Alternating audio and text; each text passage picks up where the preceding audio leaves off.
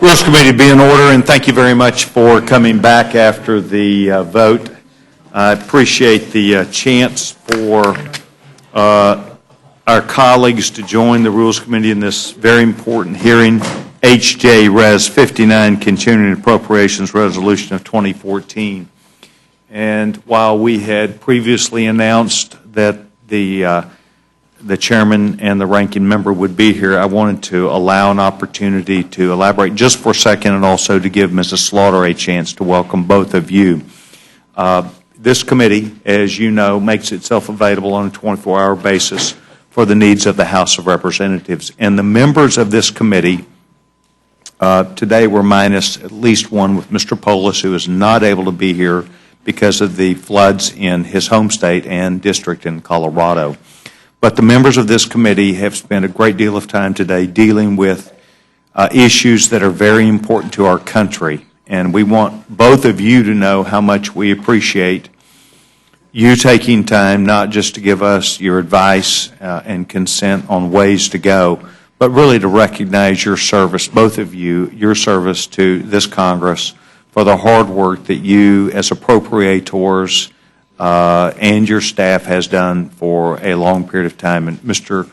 Rogers, I want to personally thank your staff, including the gentleman, Mr. Cole, who represents you on this committee, for the great work that you are doing, for the product that you bring us today, and the clarity by which we are able to deal with the issue.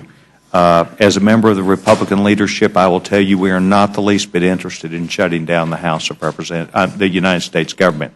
The House of Representatives has an obligation to move forth with the things that we believe will be best as dialogues and debates, and we're going to do that today. And so I know that we will deal with each other in a process of the spirit of trying to get our work done. But I want to thank both of you for working together, for coming to this committee as together as you can, and for doing the great work on behalf of all of your colleagues. Does the gentleman wish to make a statement? Just to say that I'm glad to see them, and I think the two of them have a very hard job and pretty tough. I've known Mr. Rogers a long time. We're fellow Kentuckians. Anita from New York, so we're happy to have you here today. Thank you very much. Both Mrs. Slaughter and I have had discussions about the availability of the Rules Committee. I put the Rules Committee, at least my side, on notice that we will await the news back from the Senate as they move through their processes, and appreciate you making yourself available at the time we have something back from the Senate that we will move expeditiously on. The continuing resolution is important to the country to know that the confidence of two parties working together and the success of that we can have with the United States Senate. So I want to thank both of you very, very much for being here. Without objection, anything you have in writing will be entered into the record today, and we would invite the young gentleman from Kentucky to address the committee. Gentleman is recognized. Well, Mr. Chairman, thank you for inviting us here. Thank you for hearing us. And I admire the work of this committee greatly. I mean, there's no one that works harder than the Rules Committee, unless it's the Appropriations Committee. I'm sorry, Hal, we didn't hear that first line. But this is a great committee, and we appreciate your work. Yes, sir. And especially you, Mr. Chairman, a longtime friend and a great leader of this committee and in the House and government in general. And Ms. Slaughter and I share a common hometown. She is originally from the town where I live, small town, Somerset. And I've known she and her family for all of my adult life, first in Monticello and then in Somerset. We're here before you today to present HJ Res 59, the continuing resolution that will keep the government operating following September 30, the end of the current fiscal year. And we're here before you to seek an appropriate rule to provide for the timely consideration of this legislation. time is running out, and the House must take up and pass this bill as soon as possible. This CR is a mechanism to keep the doors of the government open after current appropriations bills expire September 30. The base of this CR is clean, includes no controversial riders or policy reforms. It's short-term, and it prevents a catastrophic government shutdown, which we're all dedicated to trying to prevent. HJ Res lasts until December 15th of this year, total of 76 days. It provides funding for at an annualized rate of $986.3 billion. That's about the same rate as the current post-sequestration funding level, with minor scorekeeping adjustments. There are some cases, but very few, where provisions have been included to prevent disastrous, unintended shortfalls, to ensure the continuation of critical programs and services, or to provide good governance of taxpayer dollars. These are known, as, of course, as anomalies. We've only included those that are absolutely necessary. My instructions at the outset was keep this thing clean, simple, direct, short-term, and keep the anomalies at a bare minimum. As I've said this before, in fact, many times now, it seems, but a continuing resolution is not my preferred way to fund the government. Passing 12 individual amended, debated appropriations bills under regular order is one of the most important and basic duties of the Congress, and Ms. Loy and I, as well as our Senate counterparts, early on dedicated ourselves to that proposition of bringing out 12 bills in regular order, in the old-fashioned way. Unfortunately, events didn't develop that allowed us to do that. So defaulting to continuing resolutions year after year is a bad habit that we've developed. While my committee made every effort to pass our bills and bring them to the floor, many fiscal and political challenges made this impossible because the House and Senate 302As, the number to which we are supposed to mark our bills, that number was not consistent between the House and Senate. So it prevented us from ever being able to bring these bills in the regular order. It's high time we got our fiscal house in order. And this CR, while not the ideal course, will give us the time, we hope, to do just that. This CR will provide a funding bridge to keep the government open while larger fiscal negotiations occur, we hope. We've got to find a balanced and attainable solution that addresses the debt limit, our out-of-control entitlement spending, and the indiscriminate and damaging cuts of sequestration. To get our work done, we need that common number with the Senate, an overall top line for discretionary spending, on which the House and Senate agree for both fiscal 14 and 15.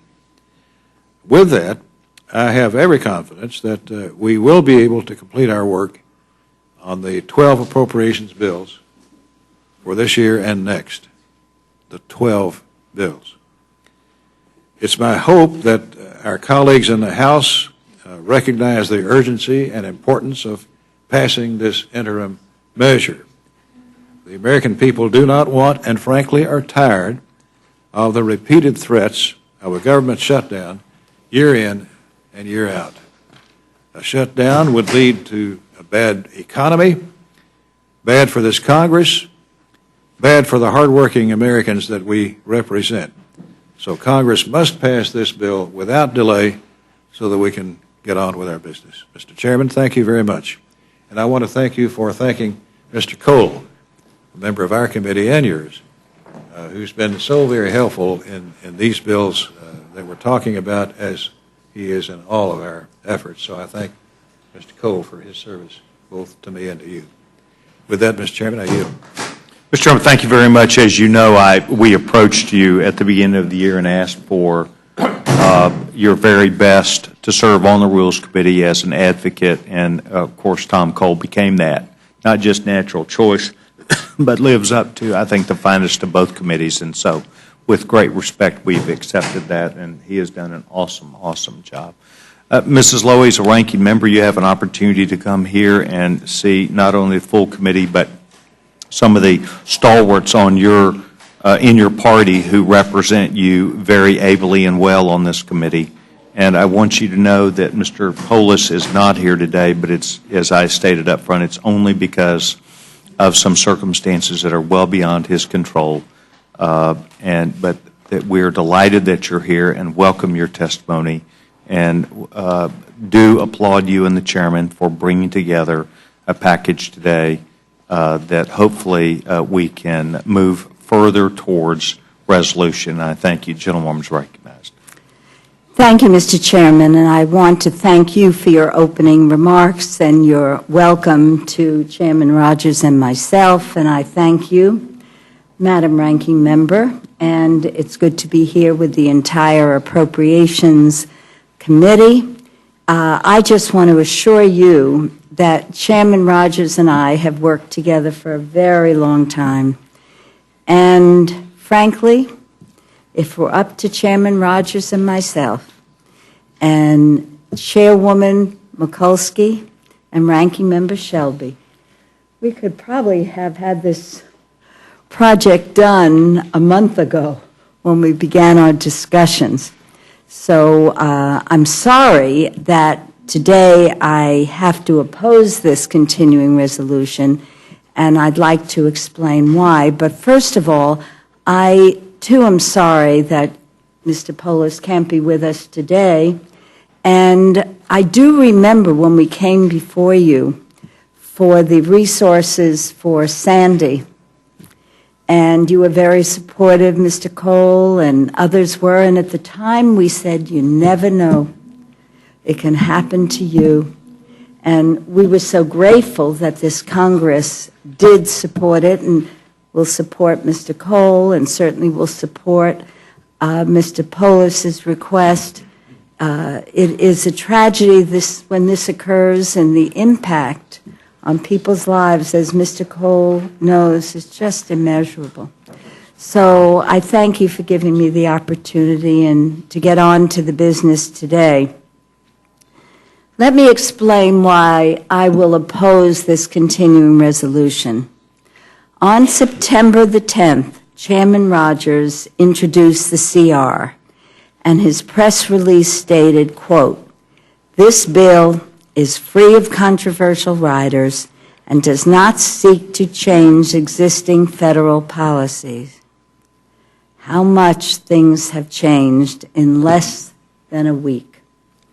Unfortunately, this new package will attach not one, but two politically motivated, ill-conceived, and doomed provisions. One is the Pay China First Act. The other would defund the Affordable Care Act, undermining the implementation of the ACA only gives our medical choices back to the insurance companies and keeps health insurance costs too high for too many families. And every member of this institution knows the rider will never make it through the Senate or be signed into law by the president who fought to enact it in the first place. But I'm not here to relitigate health care reform. Instead, we should be focused like a laser on creating American jobs. The effect of defunding the Affordable Care Act, the effect of brinksmanship on the budget, and the debt limit slows economic growth and job creation. Republican efforts to maintain sequestration, CBO tells us, will cost the U.S. economy up to 1.6 million jobs this year. Again, I want to repeat, according to the CBO, not a Democrat organization, not a Republican organization, tells us will cost the U.S. economy up to 1.6 million jobs this year. In fact, the Republican budget plan shortchanges American jobs in infrastructure, results in education and defense layoffs, closes Head Start and after-school programs, and slashes health research. That's why I strongly support the Van Hollen Stop the Sequester Job Loss Amendment and urge the committee to make the amendment in order.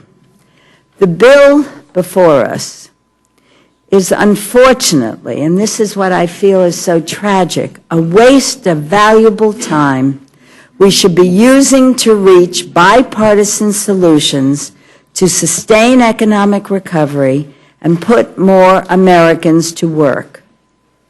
At every stage of the game, unfortunately, the majority has failed to lead.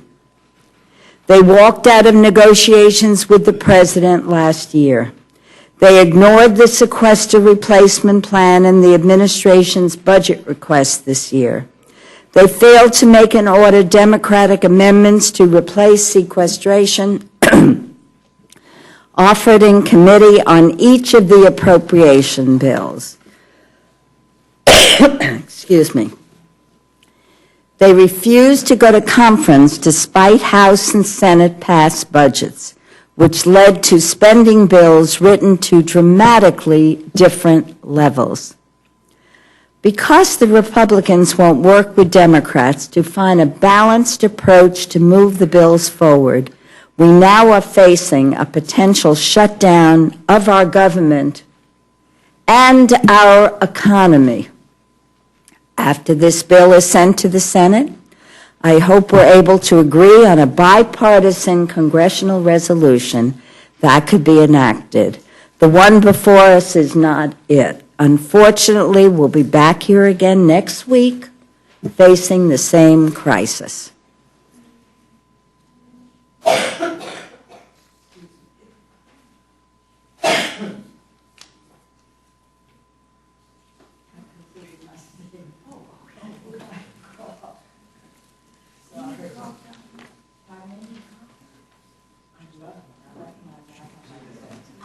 Thank you very much.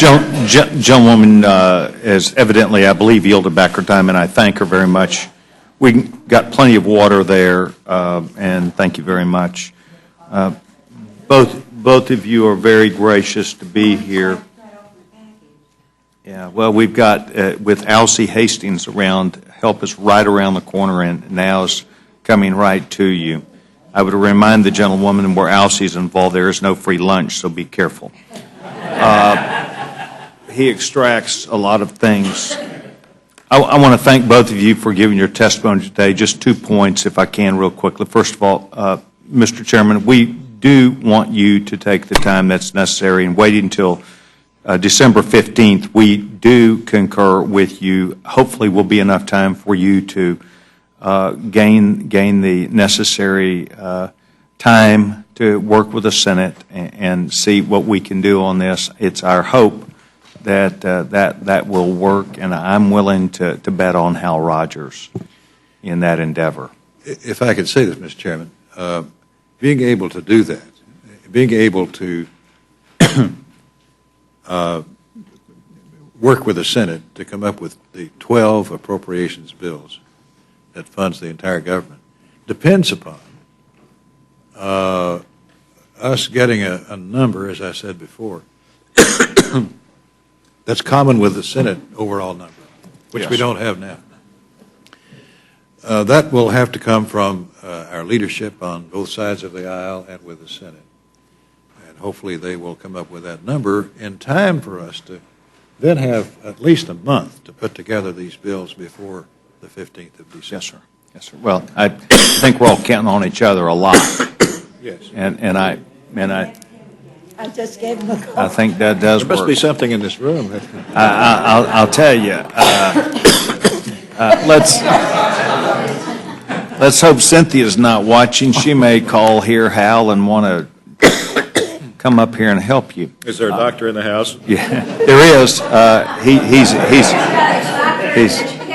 He's back there in my office making a call right now. Ms. Lowy, thank you very much for your observations of caring about jobs in this country. And I do appreciate and respect that there may be a loss of a million plus jobs. But we understood when we passed the health care bill, we'd lose 2 million jobs, private sector jobs, and your party rammed that through despite the knowledge we'd lose 2 million American jobs with health care.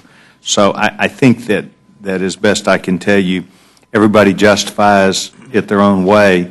We justify what we're trying to accomplish here by saying debt and big spending and big government is a far bigger price to pay than funding bigger government that does things to the American people. And so I'll give you a chance to respond, but I just think that what we're trying to do in sequestration is bigger than any of us, and it's to save us from bankruptcy. And with great respect to people that probably could lose their job, the bigger government and big spending harms many, many more people. So just some bit of a political disagreement. And I would yield to the gentleman. I would just like to make a few points because many of us have had this discussion now for quite a long time. And I would like to just remind my colleagues that in the Budget Control Act, we did include $2.5 trillion in cuts over 10 years. That's a lot of money. And we understand that you want to cut out all waste, fraud, and abuse. But frankly, I don't know about your district, but my district is very upset about the potential cuts from the sequester to the National Institutes of Health, whether it's autism or Alzheimer's or heart disease or diabetics. I hear from all of them. And at many of our large institutions that exist around the country, they are laying off people because they don't know what to expect with the sequester continuing. And that's why I agree we need regular order, and my friend, the chairman, agrees with me. Or I visit Head Start centers. They're laying off people, closing Head Start centers. And what about the bridges? And what about the tunnels? And what about the highways? So I just think if we could get together and pass a continuing resolution that doesn't have all these extras, because you and I know that we can improve the Affordable Care Act. I take a lot of suggestions from doctors and patients in my district. Any major piece of legislation, if you look back at Social Security or any major piece of legislation, there have been amendments along the way, so I will never say it is perfect the way it is. But you and I know that the President is not going to sign a bill that gets rid of the Affordable Care Act and turns back the process to the insurance companies who've been raising the prices every year. So I hope we can work together on improving, making changes, but not including it into a CR and the Pay China First Act. That may be a very important piece of legislation, but to attach it to a continuing resolution, in my judgment, doesn't make sense. And we may have different ideas, my friend, about the role of government. And I do feel that government is there not to just give a handout, but to help people, to lift people up, and to have a partnership with the private sector and create jobs. And if we're going to stop government, you're going to have a tremendous impact on the economy. People will be out of work. And if you have one person out of work, that person can't go to the supermarket, that person can't pay the rent, that person, you know the scenario can go on and on. So I just hope, and Chairman Rogers and I'm sure agree, and Chairwoman Mikulski and Ranking Member Shelby agree, we need a continuing resolution. Let's work this out. Let's get rid of the sequester. And let's put a plan in place with the 12 bills that make sense, cut out waste, and not forget that we already cut out $2.5 trillion in the Budget Control Act. I'll leave it at that, my friend. Yes, ma'am. Well, maybe we should. I'll tell you, I really want to kind of approach you tomorrow on some ideas after listening to you. I'd love to trade out sequestration for Obamacare. I think we have to deal They're with... both job losers, and we've talked about jobs that are real important. If they're both killing our economy, then we ought to come together as Republicans and Democrats and let's just vote on this thing. And I'd be willing We to... voted, are we up to 39 or 41? Well, I'm talking about where we do away with sequestration and trade them out. Well, I think... $900 billion worth of this for Obamacare. Well, with great respect... I'll try and approach you tomorrow and see if you're interested in signing up for that, and we'll both take credit for I saving think America. you and I know, with great respect, Mr. Chairman, that Obamacare is lost, and you can call it Obamacare or the Affordable Care Act, whichever you prefer, and with all the benefits that will occur, with all the people that are going to get insurance, you and I are not going to have to pay for these millions of people who come to the emergency rooms without insurance. So we've had that debate, so I won't continue it now. Yeah. Mr. Chairman, Yes, sir. if Mr. Polis was here, I think he would ask about what's available for aid to Colorado at this flood tide. You know, and I'm sure, so we now, and we'll get, do you want to answer that now? I'd like to. Well, then I'll ask it. What would be available to the gentleman from Colorado with the knowledge that he is paying attention to this hearing? Well, what would be available to him? It's such a dramatic flood. It's considered now a 500-year event. The cost will most likely exceed $1 billion. Flooding is estimated to cover an area the size of Connecticut. So our thoughts and prayers are with the people as they face this calamity. And our committee stands at the ready to provide additional assistance if necessary. FEMA is currently funded to respond to all current disasters, including Colorado. As of 7 o'clock this morning, the balance in the Disaster Relief Fund was $9.1 billion. Consistent with fiscal 13, on October 1st, this CR will provide an additional $7 billion for disasters for fiscal 14. So no doubt that FEMA has all the funds they need at this time for a response. Over the last week, FEMA has obligated $9.2 million for Colorado. They can immediately access FEMA funding for debris removal from roads and highways. The Department of Transportation has already provided $5 million in what's called quick release funds for immediate emergency road repairs from their program for that purpose. And once the damage can be assessed, they'll be eligible for $100 million from the balances available from the Sandy supplemental that we passed. In addition, they will be eligible on October 1 for up to $100 million of the 14 emergency relief program that becomes available under the MAP 21, which is under the jurisdiction of the Transportation and Infrastructure Committee. Up to $200 million is available to address the immediate emergency transportation requirements, and since the program operates to reimburse states for their costs, should be more than sufficient to meet any requirements through December 15th. We will continue to monitor the situation. I want to assure the Colorado delegation and the people of Colorado that their emergency or transportation needs are addressed as well as the other needs. So I think we have sufficient funds at the moment in FEMA to cover that and other disasters that we know about. Thank you, Mr. Chairman. Thank you very much, Mr. Chairman. Mr. Bishop. Appreciate you being here. At some time, I would like your staff to tell me or walk through what the language is in here that deals with wildfire mitigation funds, which is something the administration has proposed for the upcoming budget that is significantly lower.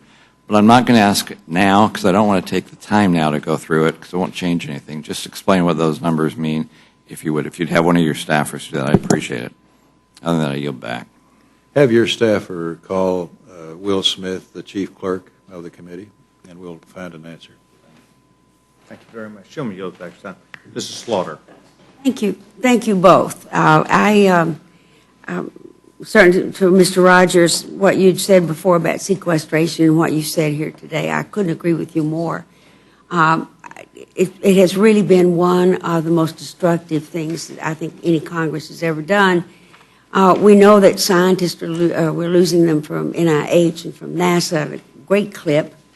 We have closed down research, and as a scientist, I can tell you that's something you can't turn off and on. There has to be some continuity. The head of the Human Genome Project came to see me about 5 months ago, and he said they're 4 years away from cure for cancer. We have closed all that down. People are not getting their cancer treatments now in many cases.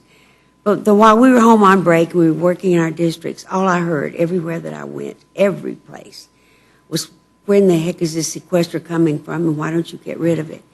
And Mr. Van Hollen, I know, was here a few minutes ago. He's tried 7 times to replace the sequester. And I know you haven't been up here. You would probably know that. But I remember that he was going to do the Buffett rule, do away with the incentive to drill for the major oil companies, change some farm subsidies. And there was one other piece that escapes me at the moment. But it would replace the money that we are cutting out for the sequester. We should do that. I mean, regardless of what our politics are, ideology or anything else is standing in the way, we are really hurting this country. We're pedaling backwards as fast as we can go because of what we're doing with education, with health care, scientific research. We've already fallen so far behind. I mean, we're no longer number one in almost anything except styrofoam. So I really am very much concerned about that and appreciate yours as well. If we don't do another thing, and frankly, you know, this bill today is not going to do a thing about sequestration. And I'm sure the fact that the farm subsidies, that was, I mentioned that one. I think I left something else out. Anyway, this bill won't do it. And as our ranking member said, I think so eloquently, the fact that we are going to pay China first, why that's doing on this bill, I will never know. And putting the repeal of the health care, which is doing so well out in the country. I thought it was yesterday, Sebelius said it would be possible for people to get monthly premiums of $100, which has been unheard of in this country. The cost of health care is plummeting. It's going down very fast. Things are really going great out there. I haven't seen any great loss of jobs due to any kind of health care. I think probably the problem is that that's going to work out so well that people are going to be embarrassed later on. And that's here or there. But tomorrow, there's no point in belaboring all this at all. We've just, as Nita pointed out, we've debated this 100 times. We'll all do what we have to do when we vote on Friday or Thursday, whenever it is, and continue the same thing of absolutely no legislation being passed and having everybody in the United States hang on by their fingertips and try to survive and wonder what in the heck we're doing down here. But thank you for your work, nonetheless. I do very much appreciate that. But think how nice it would be. Well, you know, we got the transportation report on the status of the bridges and the roads in the United States, and so many numbers of bridges were totally unusable now. Wouldn't it be great if we could put all those people, a lot of people out there to work, rebuilding this infrastructure? And after spending $2 billion a week on a war in Iraq, shouldn't we be able to spend a little money on ourselves? And I'd like to close by saying I see that Ms. Norton's here.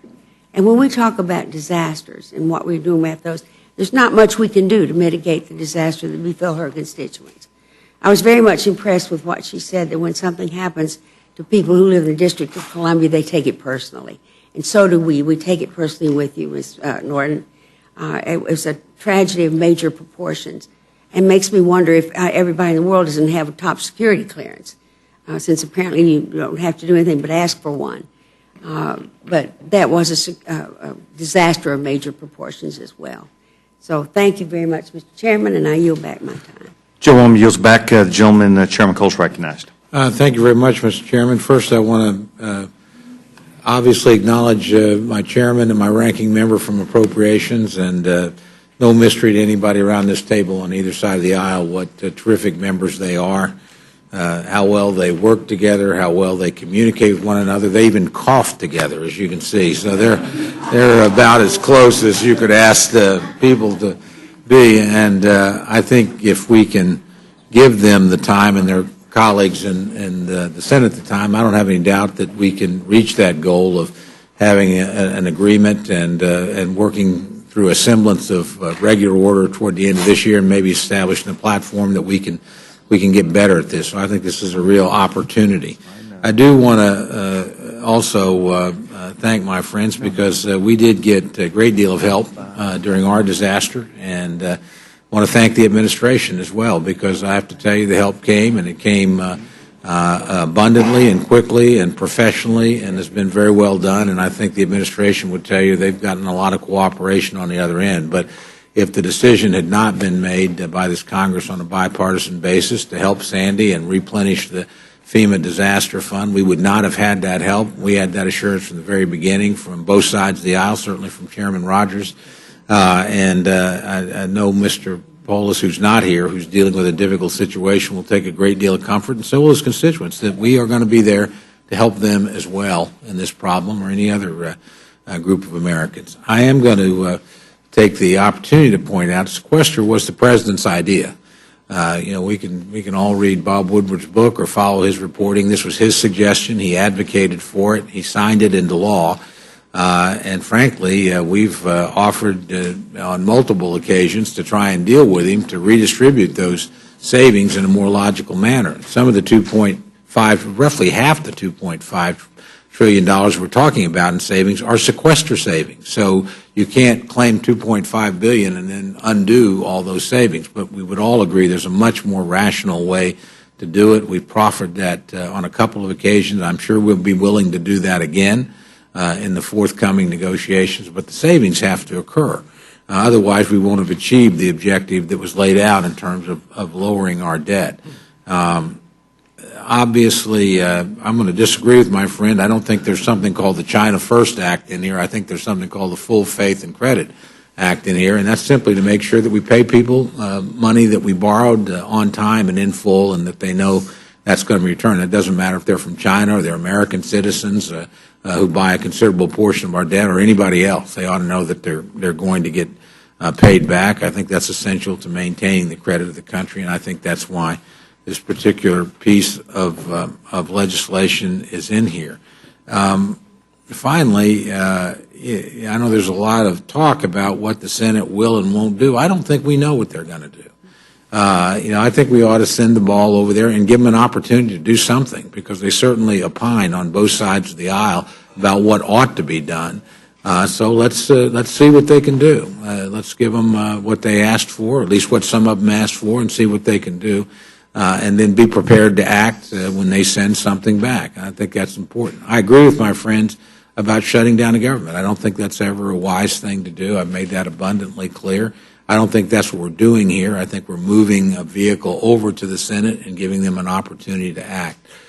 Frankly, I think many of my friends on the other side of the aisle, particularly in the United States Senate, may come to the conclusion, whether it's defund or delay or whatever, that they might want to do something. Because this legislation is costing, the Affordable Care Act is costing a lot of people their insurance. We have major companies right now that are deciding they're not going to insure spouses or part-time workers, and they're sort of moving people into the exchanges that nobody thought and that the administration claimed would never be moved into those exchanges.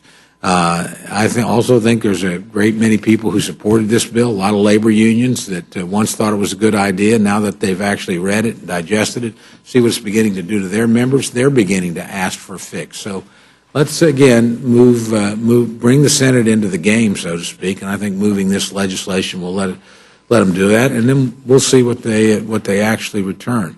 But the one thing I do take, while this is very difficult process, I have a lot of faith in, frankly, the good faith of both the chairman, the ranking member, and every member of our committee. I think they want to work. They want to get things done. I go back to Chairman Rogers' remarks. This is sort of above our pay grade at the leadership level between the administration and the leadership of both parties in both chambers.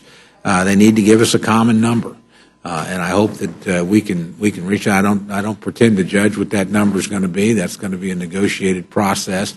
But once we get there, fortunately, because the two of you have worked long and hard and well under really challenging circumstances, I'm really confident that our committee will move in a bipartisan fashion to not only fund the government from now to the end of the year, but lay the foundation to move that and project it into the next year over the course of the fiscal year and avoid what we all know would be inappropriate, and that would be another long-term, year-long, roughly CR. That's just simply not good government, not a good way to work. So I'll just make my personal commitment to work in a bipartisan way.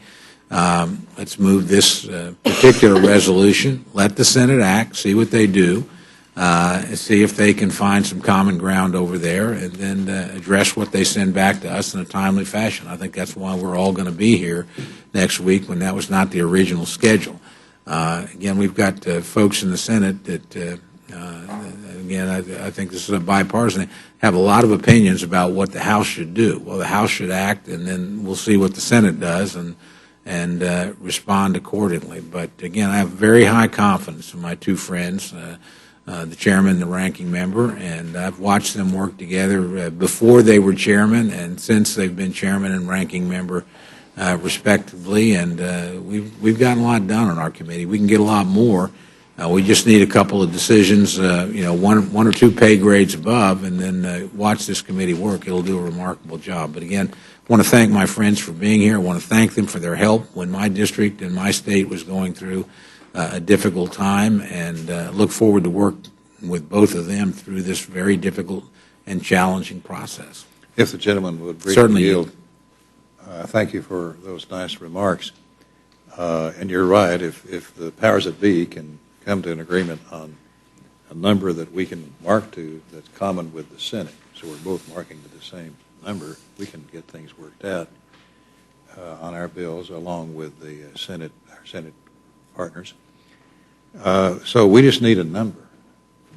It's a little bit like the Yankees' Babe Ruth.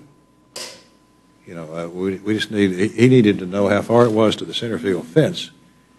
And when they told him, he said, that's where it's going, and he did it. And we can do the same thing, I think, if they give us the number. Tell us how far it is to center field. Mr. Chairman, I just want to thank my friend, Mr. Cole, for his kind words.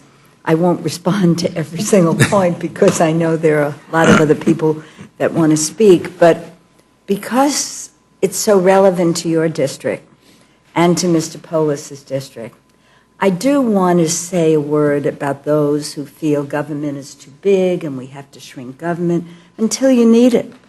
There are those who are not willing to fund FEMA at a level that would give us the power to respond to the terrible disaster in your district in New York, and now in Colorado. It is just beyond comprehension. So I think we as appropriators, and with the wisdom of the people on this panel, have to educate some of our colleagues who may not be here this long and just say, oh, we want to cut government and cut this and cut that. Cutting FEMA and not providing the funds that are absolutely necessary would have been a disastrous mistake. And I certainly know your district, not as well as you know your district, but I know how needy, but it's not as if the people there aren't strong. It's not as if they're self-reliant, but it's that partnership between government and the private sector, government and the people, that makes the United States of America work so magnificently. So we need as much government as we need. None of us want to avoid cutting out waste, fraud, and abuse, and we could always find it. But these mindless sequester cuts would have had a terrible impact on FEMA. And I frankly reach out to all these people who benefit, as I mentioned before, the National Institutes of Health, because there isn't a person in this country, and I'm sure there isn't a person in this Congress that doesn't know somebody who is waiting for a cure for cancer, who is waiting to see what causes autism. And I'm so proud of the work we do there, and I could talk about many other agencies which have been mentioned. So I do hope we can all work together, support the government, and work in a bipartisan way, come up with a number that makes sense, and make sure that there isn't a shutdown, because frankly, you talk about shutting down the government, that's shutting down the economy. And the jobs that will be lost will be attributed to this Congress if, in fact, we don't work together as we can, we have, and we should and will, to get together and pass a good bill. Continuing resolution, of course, we'd like to get an omnibus bill passed so we can thoughtfully put the needs of this country on the table and have a fair debate and pass those bills. So I thank you for your kind words. Well, thank you, Mr. Chairman. It's very easy to be kind to my friend because she's a consummate professional and she's a very good person, as is my chairman. But on sequester, remind that's part of the deficit reduction that we've already achieved. And we're very agreeable to open now. There's vast parts of the budget that were left totally untouched by sequester, as we all know, mostly on the non-discretionary side. The amount of money we're talking about is certainly a considerable sum of money, somewhere, if I remember the numbers correctly, around $85 billion. But that's in a $3.5 trillion total federal budget. So we can find 2.5% as long as the entire budget is available. I'd suggest there's some things in the President's budget, which I give him a lot of credit for because I know some of my friends disagree pretty strongly, some of my friends on the other side of the aisle, with the President's suggestion. The President suggested change CPI in his budget, which I think is probably, it's a tough thing to do, but it's the right thing to do. The President suggested means testing for Medicare in his budget. The President suggested some substantial Medicare cuts. Those are things that could be used to replace some of the sequester cuts that we all agree are onerous and yet still keep us moving on a downward slope in terms of lowering that deficit.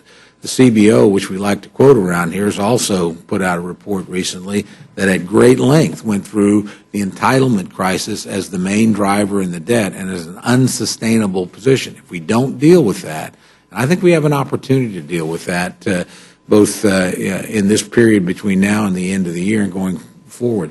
But we can't start that process until we get the ball over to the Senate side. That's primarily our responsibility in the majority. I understand that. And then let's see what they send back. And then that may give us the basis to find a bipartisan solution. That's what I would hope happens. But one that does not throw away the sequester cuts. I mean, that's the President, having proposed this and having taken a great deal of pride in the deficit coming down, can't reinstate it without some offsetting cuts, changes, reforms someplace else. Otherwise, the progress that he rightly points to is going to be lost. So, again, we can't talk about $2.5 trillion worth of cuts if we're going to immediately undo them without replacing them with something. To my friends that want to do it on the revenue side, I'd point out we did the fiscal cliff. They got a lot of revenue there. We did undid the temporary, and it was meant to be temporary, cut in the payroll tax for people. That was another source of revenue. There's a lot of taxes that I'm not particularly in favor of that were in place, voted by my friends when Obamacare was passed, that are also in place. The idea we're going to have a fourth one, and to my friends that like to pick out the energy industry to beat up on, number one, they don't get subsidies. They get a tax break. And they get the same tax break effectively that manufacturing gets. Now, if we want to eliminate that for all manufacturing industries, I'm not sure that I would favor that, but that's a different discussion than vilifying one industry. And while I appreciate people being sympathetic to my state, it is an energy state as well. And so these kinds of things will hurt employment, job creation there, and long-term will hurt American energy independence. Again, an area the President likes to point with a great deal of pride to, but one that he's had very little to do with on the production side. We have an opportunity to be energy independent. Crippling the energy industry, I think, is the wrong way to try and achieve that. But with that, I'd certainly yield back my time, Mr. Chairman, and look forward to working together in a bipartisan fashion. There'll be some interesting twists and turns, but I think we can get there between now and the end of the year. Gentleman yields back his time, and I thank the gentleman for his comments and engagement with our guest. Mr. McGovern. I want to thank you both for being here. I appreciate the hard work that you both do and all the time you put into your work. And I know if this was left up to both of you and you were able to work your will here, we would be in very much in a different situation. I would just say to my colleagues who've spoken before me, though, that I think what is really aggravating the American people is the fact that you're provoking a confrontation over the Affordable Care Act and basically holding the government hostage. And we have voted on the you've tried to repeal the Affordable Care Act, 41 times. You haven't succeeded. It's the law of the land. It's moving forward. There are children who can stay on their parents' health insurance until they're 26. That's a good thing. Senior citizens are finding that preventative care is being paid for that previously wasn't, closing the donut hole. I go on and on and on. But nonetheless, yeah, I have a yield. Just quickly, when we use that 41, 7 of those things have become law, which means they passed the Democratic Senate and passed the President. They saved about $62 billion. There actually are areas where we can agree. Well, and I think we should do that. And I appreciate the gentleman, and there's a way to have a conversation on some of those things that you have problems with, and there's a way not to.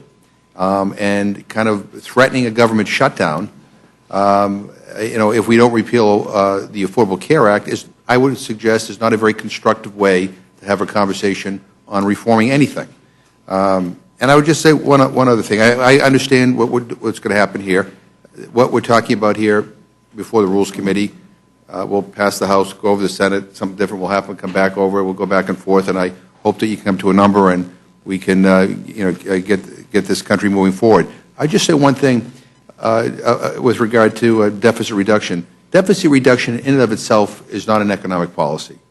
And we all want to reduce the deficit, but there's a way to do it that actually could be ruinous to the economy. And I would say, some of the cuts that are being proposed are going to make things worse rather than better. I mean, we have infrastructure that's falling apart. We have the gentlelady from New York talked about NIH research. I mean, I don't know whether, you doctors and researchers are coming to your offices or they have come into mine, but we are falling behind, and other countries are picking up the slack. And I would say one other thing. There were people behind some of these numbers. Earlier, before we considered this bill, we had a hearing on a bill we're going to take up tomorrow on which would cut the SNAP program by $40 billion.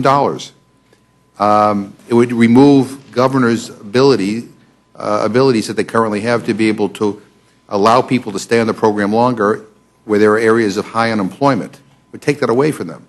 There are 900,000 veterans who are on SNAP, close to 1 million veterans, people who fought for this country, who are on this program. And according to CBO data, close to 200,000 of them will lose their benefits.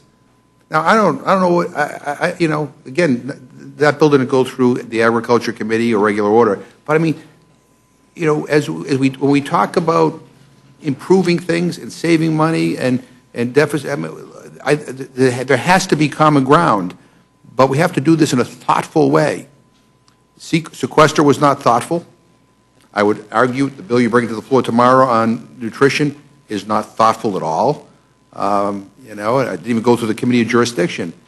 And, and I'm hoping that both of you will be able to work your magic and ultimately get us to a point so that in December, we will be here in a more of a bipartisan way, not in kind of confrontation mode, but in talking about what we have in common here. And so I thank you for being here today. Thank you for all your hard work. But I just, I don't think this constant confrontation is very constructive. And hopefully we'll get beyond that and come back next week with something that we can all agree on. Thank you. Gentleman yields back his time. The gentleman, Mr. Woodall, is recognized.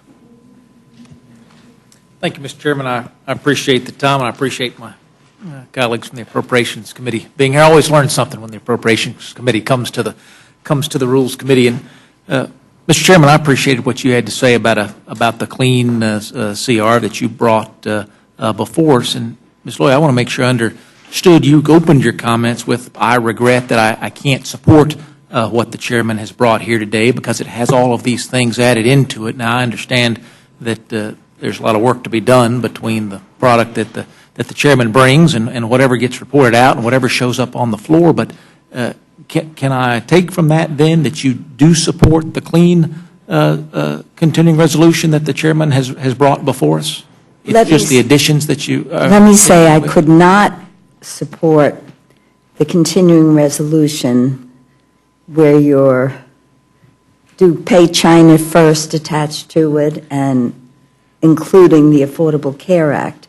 As to numbers and to other provisions, there would have to be a combined meeting, as my chairman has said, with the Senate to be sure we're coming up. I mean, if I were to, as the chairman knows, I was hoping that we could put in place a bill that would fund the government at $1.058 trillion, which is the Senate number.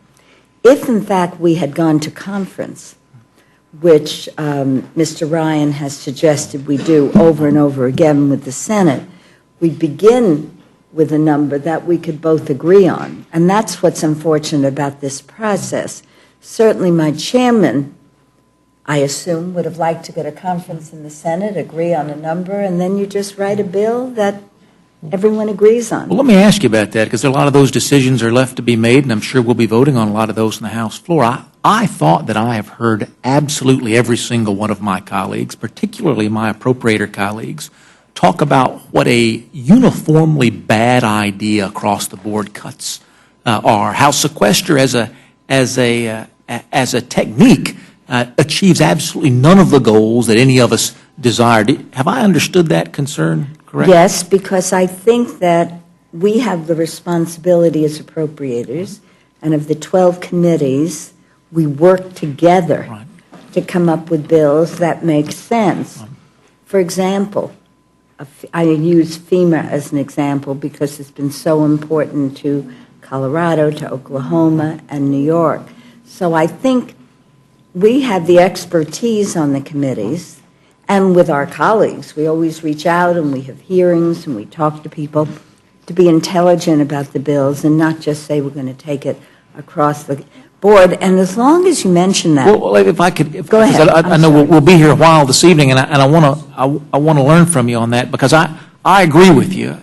But it seems like what the chairman and your committee have done is, because 1058, as you propose, is not the law of the land, right? That's the maximum cap that we could possibly spend, and just as soon as we appropriate to that level, just as soon as your committee goes through the very hard work of setting all of those priority decisions, the impact of the law of the land as it exists today is that come 15 days into 2014, we're going to slash all of those accounts across the board at a level that's even below 967, because we're going to have to recoup the 3 months that we ignored here in this fall. And what the chairman and the committee did, and I actually don't know how they did it, because what an amazingly difficult task that is to appropriate to 967, but what they did was to say, since every single member of this body has to a man and a woman said across the board cuts were bad for their constituents, they said, why let the law make those decisions for us? What if we, the people's house, what if we make those decisions? And I'm just so tremendously proud that he took that path, but it sounds like what you're saying is you wish that the committee hadn't taken that path, that the appropriators hadn't made those decisions, that instead we went ahead and appropriated those 1058 levels that are in law, and then come January next year, we just completely collapse those accounts across the board as has happened in some Let me make sure I understand you and clarify. As my chairman would say, the defense bill came first, then we did veterans, I may be correct, then we did Homeland Security. By the time we got to THUD, that bill couldn't even pass the floor because it was so low that there was no support on the Republican or the Senate or on the Democratic side. I could say the same thing with labor, health, human services, education. So to fit it in to the 967, the chairman, and the reason he made that statement about sequester, did the very best he could, but by the end of the process, after the first 3 or 4 bills, we couldn't get anything done. But tell me truthfully, because again, I respect the work that you all do. And I know the Republicans couldn't get the votes for T-HUD because it was too low. And Labor H, they didn't even bring to the committee because there was 22% What problem are you identifying? Because the law of the land has set out how much money we can spend. I mean, it doesn't sound like the problem you're identifying is that we have a problem making tough decisions. I mean, appropriating to 1058, I guess on paper that would make it easier to vote for those things because all those accounts that we know and love, we could just plus up and pretend that those plussing ups were going to stick. But we know. I mean, we know the law of the land is what the law of the land is, and absolutely every one of those accounts would be slashed across the board by the impact of sequester. So all of this talk about working together and cooperating in a bipartisan way, I mean, this was really hard what you all did. I mean really hard. I don't mean kind of hard. Candidly, as a budget committee guy, I bet against you. I didn't think you could do it. I didn't even know why you embarked upon that task because I knew it would be absolutely every bit as hard as you're describing it to be. But you're appropriators, and I guess that's, you've never minded being dealt a tough hand, and you said if we're going to do it, we're going to do it right, and if folks are going to be helped or harmed by the law of the land, they're going to be helped or harmed because we made those decisions, not because we punted those decisions to some across-the-board trimming mechanism. And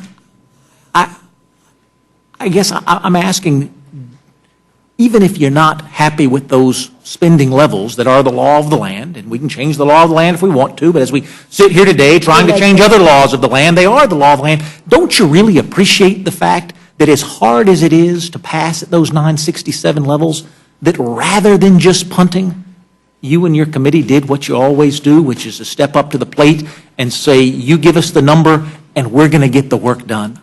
But maybe we're talking past each other, because what I try to put forth is that the defense bill was done at the $1.058 trillion level, the Homeland Security bill, the Veterans bill, but as we went further down, there was no money left. So when you cut the National Institutes of Health by 22%, and you make drastic cuts in money for infrastructure, transportation, rail, highways, roads, you couldn't even pass it with Republican votes. So not only was there not bipartisan support, but let me repeat again, that bill, Transportation HUD, which is very popular and always has a lot of support, was at such unrealistic levels that the Republicans couldn't get it. So it was taken off the floor. And again, I want to remind you, because Labor, Health, Human Services, Education with the 22% cut went nowhere, didn't even go to the committee. You're talking about the bill that my good friend from Georgia had the unenviable responsibility of shepherding through the process. Didn't get through. I respect what he did. I hope we'll have a chance to vote on that. I absolutely do. You know, there's a trust deficit in this town, and we do have serious issues that we've got to solve. If I can just put in my 2 cents on working together, we're going to take up the nutrition title, and my friends know that not one single family that is entitled to food stamps is going to lose even a calorie of help for them or their children under the reforms, and yet we characterize it as if it's taking the food out of the mouths of Will the children. gentleman yield? In just one moment, I'd be happy to yield, because as the gentleman knows, we've been down that road before. I say the same thing about the Pay China First Act. I mean, the gentlelady knows that's not the name of the act, and I suspect, again, appropriators and budget committee folks, we do slightly different things, but if you're on the budget committee, and I suspect you do also know, China only owns about 10% of America's debt. In fact, all foreign governments and international entities combined only own about a third. And in fact, China's number's been coming down. So the truth is that when we talk about full faith and credit of the United States, we're talking about making sure that Americans get paid. We're talking about making sure that pension programs that school teachers in your district count on get paid. We're talking about making sure that retirees on a fixed income who depend on that money and believed it was backed by the full faith and credit of the United States, that they get paid. Now, I understand if folks don't believe that's a good bill to pass for whatever reason. I understand if folks wish we were not having this discussion at all, but I don't know how we bridge these very serious gaps when we as very serious members sometimes can't deal with these topics in the serious way in which I think that our constituents expect us to. And I'd ask the gentlelady, did she know that only about 10% of America's debt was held by China and only 33% held by foreign entities altogether? We could have a good debate about that. The point that I was making and the point that our distinguished chairman has been made, let's not mix up apples and oranges. The idea is we had a full debate on the Affordable Care Act, and yet to attach that to a continuing resolution and I think we should have a serious discussion about whatever that bill is called, paying China first. Full faith and credit, I think is the word you're looking for. Full faith and credit. We should have a good discussion about that. But the problem here is we're trying to get government funded.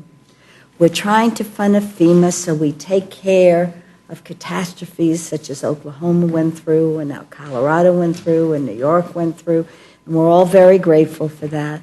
We want to keep the research going at the National Institutes of Health. And by the way, I was looking up some numbers. Since the health care law was passed, 6.7 million jobs were created.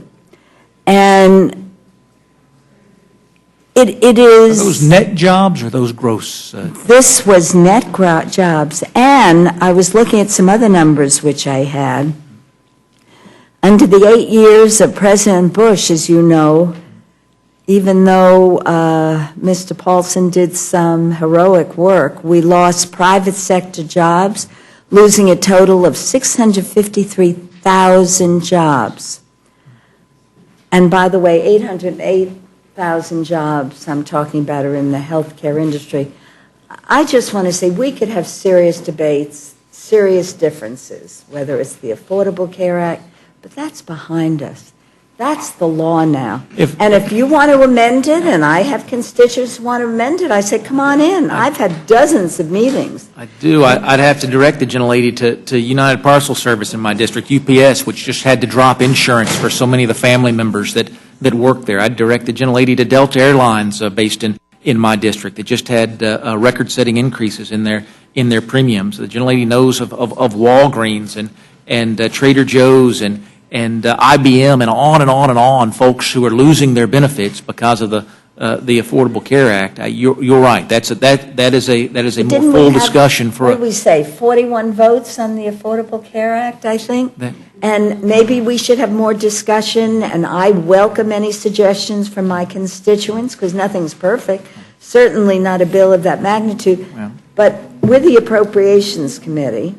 And I think we have to keep the government running. We cannot close down the economy. Remember, it's not just closing down government. You're closing down the economy. Well, and by your closing it down, you mean I'm committed to funding the government, committed to moving forward the package that the chairman has brought to us today. So the you would not be me. I'm enthusiastic about moving that forward, and I think, again, the great work of your committee gives us an opportunity to do that. I want to make sure I yield to my... No, and I want to make sure I heard the gentleman correctly. If he could repeat what he said about the nutrition bill. I thought I heard you say that not one person would lose a single calorie who was deserving of a maybe you could repeat what you said? Absolutely. You know, the $40 billion worth of savings that you quoted, $20 billion of which come from saying that the only people who will get food stamps are those people who qualify for food stamps, meaning anyone who doesn't qualify for food stamps wouldn't get food stamps. It's not to take a single... The gentleman is absolutely incorrect. Absolutely incorrect. Calorie out of it. Reclaim my time. Let me get to the second 20. And the second 20 goes to that work requirement that says if you're an able-bodied American, if you're able-bodied and you don't have child care needs, you're not disabled, you're an adult, that you should either be employed or in a job training program so that you can be employed. And that's where the second $20 billion, I welcome the gentleman's correction. The gentleman is absolutely incorrect on both counts. And let me just say on the second count, which basically takes a state's ability to request a waiver during very difficult economic times where there may not be jobs available in your community, where there may not be workforce training programs available, which, by the way, in this nutrition bill, there's no funding for workforce training, but you say you take that away. And you're going to deny people food stamps who make, on average, about $2,500 a year. So, you know, you can spin this all you want, but according to CBO, 3.8 million low-income people would be cut from this program. Close to 200,000 children would lose their free breakfast and lunch program at school because they qualify because their parents are on this benefit. So this is a very draconian, a very cruel bill. So this notion that somehow you have a talking point that says that nobody's going to be affected unless they qualify. Sure, if you disqualify poor people from getting the benefit, you know, I guess you could say that, but it is wrong to say that people aren't going to be harmed by this. They are. Reclaiming my time, I would say to the gentleman, if we can't have an honest conversation about who qualifies for food stamps and who doesn't. Now, we're doing a $40 billion bill this time. We had this very same debate on the $20 billion bill we tried to move 2 months ago. If we can't agree as Americans that we should have a food stamp program that helps families in need, and absolutely everyone who qualifies for it should receive it, and absolutely not $1 that was intended for food assistance for people who desperately need it, who qualify for our food stamp programs, not $1 should be directed elsewhere. Because we can help people. It's not being directed out. What do you, we can. I don't know what you're talking about. The gentleman does know. The gentleman understands better than most categorical eligibility. The gentleman understands better than most the games that states play in order to get more dollars into their region. And the gentleman understands better than most how those waivers impact qualifications for those programs. I do not doubt for a moment. I do not doubt for a moment the gentleman's commitment to those families in need. But what I do doubt is the likelihood that we're going to find a solution if we can't even talk candidly about who qualifies and who doesn't. The gentleman just yielded to a moment. Be happy to yield to my friend. Just a couple of points. Categorical eligibility, and by the way, the waivers that are in the law. Republican ideas. Absolutely. Okay? And absolutely. they're not bad ideas because they took into consideration that maybe, you know, some low-income working person who wants to go to work, who lives in an area where there's high unemployment, where there is no job training programs available, maybe should be on the benefit for more than 3 months. Because under the law, if he didn't get the waiver, after 3 months, he would be ineligible for 3 years to get the benefit. I mean, it is a reasonable thing to do. Republican governors, Rick Perry, Sarah Palin, have all requested the waivers. I don't think they're bleeding heart liberals. But the point of the matter is, you are going to harm people, veterans, you're going to harm working people, and you are going to harm low-income individuals who cannot find a job, who cannot get into a workforce program, and there's no funding in here for workforce training. It is just, and by the way, I just say finally to the gentleman that I think we could maybe have a better discussion on this if the Committee of Jurisdiction held a hearing on the bill, if the Committee of Jurisdiction actually did a markup on the bill, instead of having it being written in Eric Cantor's living room and then it's before the Rules Committee. Maybe if we did some hearings, we could maybe listen together what people might say. But to suggest that somehow this is no big deal, it's a huge deal. It's not about saving, it's going to create a whole bunch of other problems. If my point had not been made previously about how the heated rhetoric takes us away from the substantive conversation, I think that point has been made now, and I yield back the balance of my time, Mr. Chairman. Gentleman yields back his time. I appreciate the gentleman from Florida, Judge Hastings, recognized. And I gather my good friend from Georgia does not perceive that the rant that you just went on is heated rhetoric. If the gentleman would yield, I absolutely not, and I'd welcome his counsel to help us be more reasoned. Again, there are things on which I'll show you when I finish what heated rhetoric really looks like. I take the gentleman at his word that he will absolutely demonstrate that. I would most respectfully, Mr. Chairman, ask that,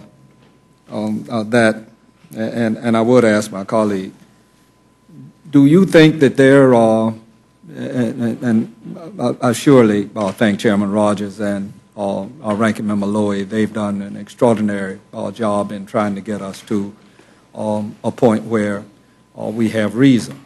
But I'll continue my dialogue with my friend from Georgia. Do you believe that there are job training programs everywhere in America?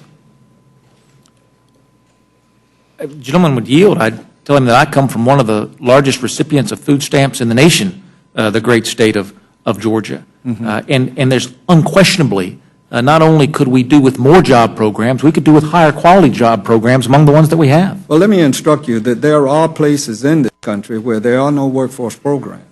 And among other things, over the course of time, we have cut back on workforce programs.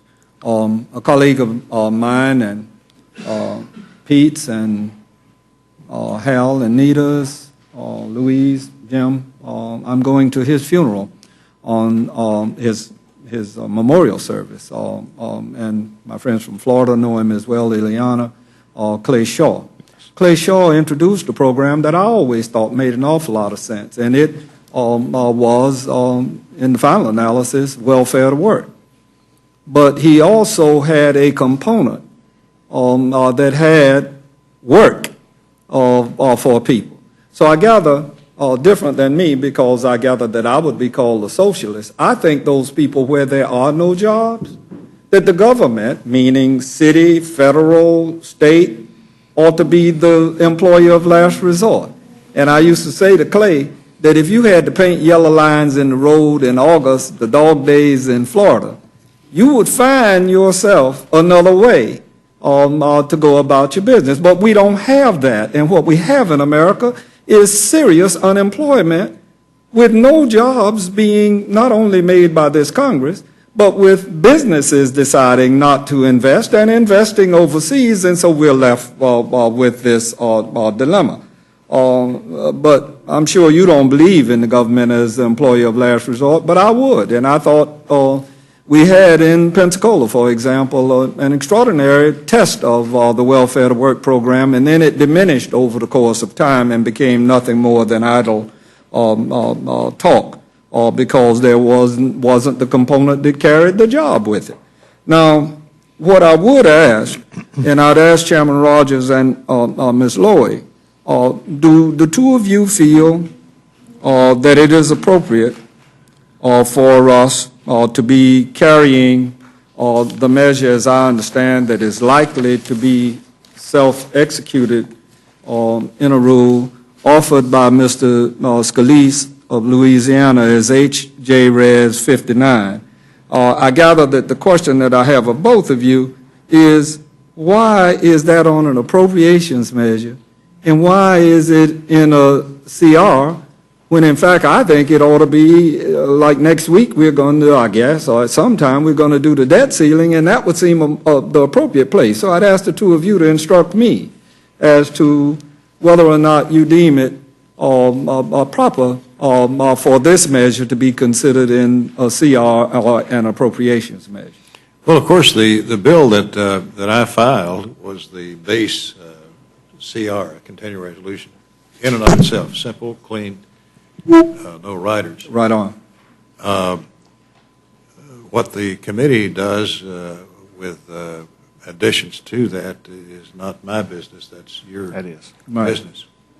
In fact, that would be correct, and I appreciate the gentleman. Well, you do agree, though, that, do you not, Chairman Rogers, that ordinarily this would be on the debt ceiling and not here on a CR or an appropriations measure? Well, my main goal in all of this has been to avoid a government shutdown. Absolutely. And its damaging effects on the country and our economy. I support the leadership's strategy for this current situation, which will allow the package to pass the House in short order and be sent to the Senate for its consideration. I'm hopeful that that would lead to the quick completion of the CR so that then Congress can turn its attention to negotiating the larger fiscal challenges that will soon be before us, including debt ceiling, sequestration, and the like. All right. Ms. Lloyd? I just realized, Mr. Woodall, that you're a member of the Budget Committee. It was my ignorance that I didn't realize it earlier. And it seems to me we're in this pickle here with the Senate that wants to mark up at the $1,058,000,000 and the House 967 because the House Budget Committee refused after, I think it was dozens of times, calling on the Senate to do a If the budget. gentlewoman would yield just for 1 Yeah. second. I You have control the with that. time. Yes, I did, and I yielded to Mr. Rogers and to Ms. Loy. So you're asking them questions. We just don't question, you really don't show up to question our members. Oh, okay, I mean, we're not here to be questioned. We're aiming them at you. okay. And you're a guest of this committee. I apologize. And I'm not sure that I have the time today to do that. That's So fine. I would respectfully request that the gentleman who has the time, and it's been yielded to him to engage the gentlewoman. Mr. And I Chairman. thank the Then gentleman. I'll just respond, and I apologize. I was just going to say, in response to your question, that the chairman of the committee put together a clean CR Right on. without anomalies, and maybe a few, We but have without, 25. a few anomalies, very simple. The Affordable Care Act was attached to it, Yes, ma'am. as was the Pay China First Act. Yes, ma'am. was And I believe the attached. gentleman, the chairman of the committee, and I'm not trying to interrupt the gentlewoman, was added by myself and Republican leadership. No, I'm not questioning that, I know that, but what I'm trying to say, I was asked before whether the final product would be this product, where would the Senate be? And what I was just trying to say is, the reason the Senate and the House are not working off the same page is because the House didn't conference with the Senate. So the Senate is still looking at the $1,058,000,000. We're directed to do the 967, and this is why we're in this pickle, is because the House didn't conference with the Senate. Well, let me say I was handed earlier this measure by Mr. Scalise. I didn't know anything at all about it, and don't give it any particular names. But as I sat here and I read it over and over again, Mr. Scalise, and this measure, Mr. Chairman, if you're involved in it and the leadership is involved in it, y'all are going to meddle it, rather than just getting, because there's a prohibition on compensation for members of Congress. And I don't know that many members know that.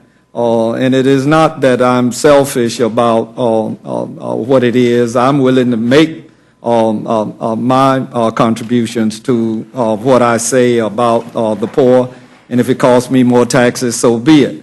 But when you start talking about my salary, and I live paycheck to paycheck, then you done gone to meddling, and I think some of my other colleagues are likely to feel the same way. But Ms. Loy, I disagree with you about why we are in this pickle. And let me just say it, because other people tiptoe around it.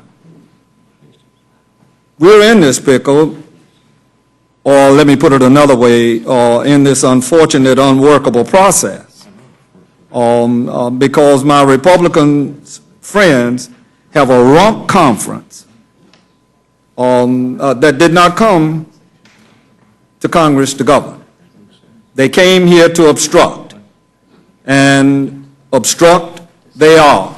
One of the arts of politics, in a conversation that I had with Adam Clayton Powell many years ago, he commented to me that among the arts of politics is to be able to compromise. These people don't have that art, and they don't have that mindset.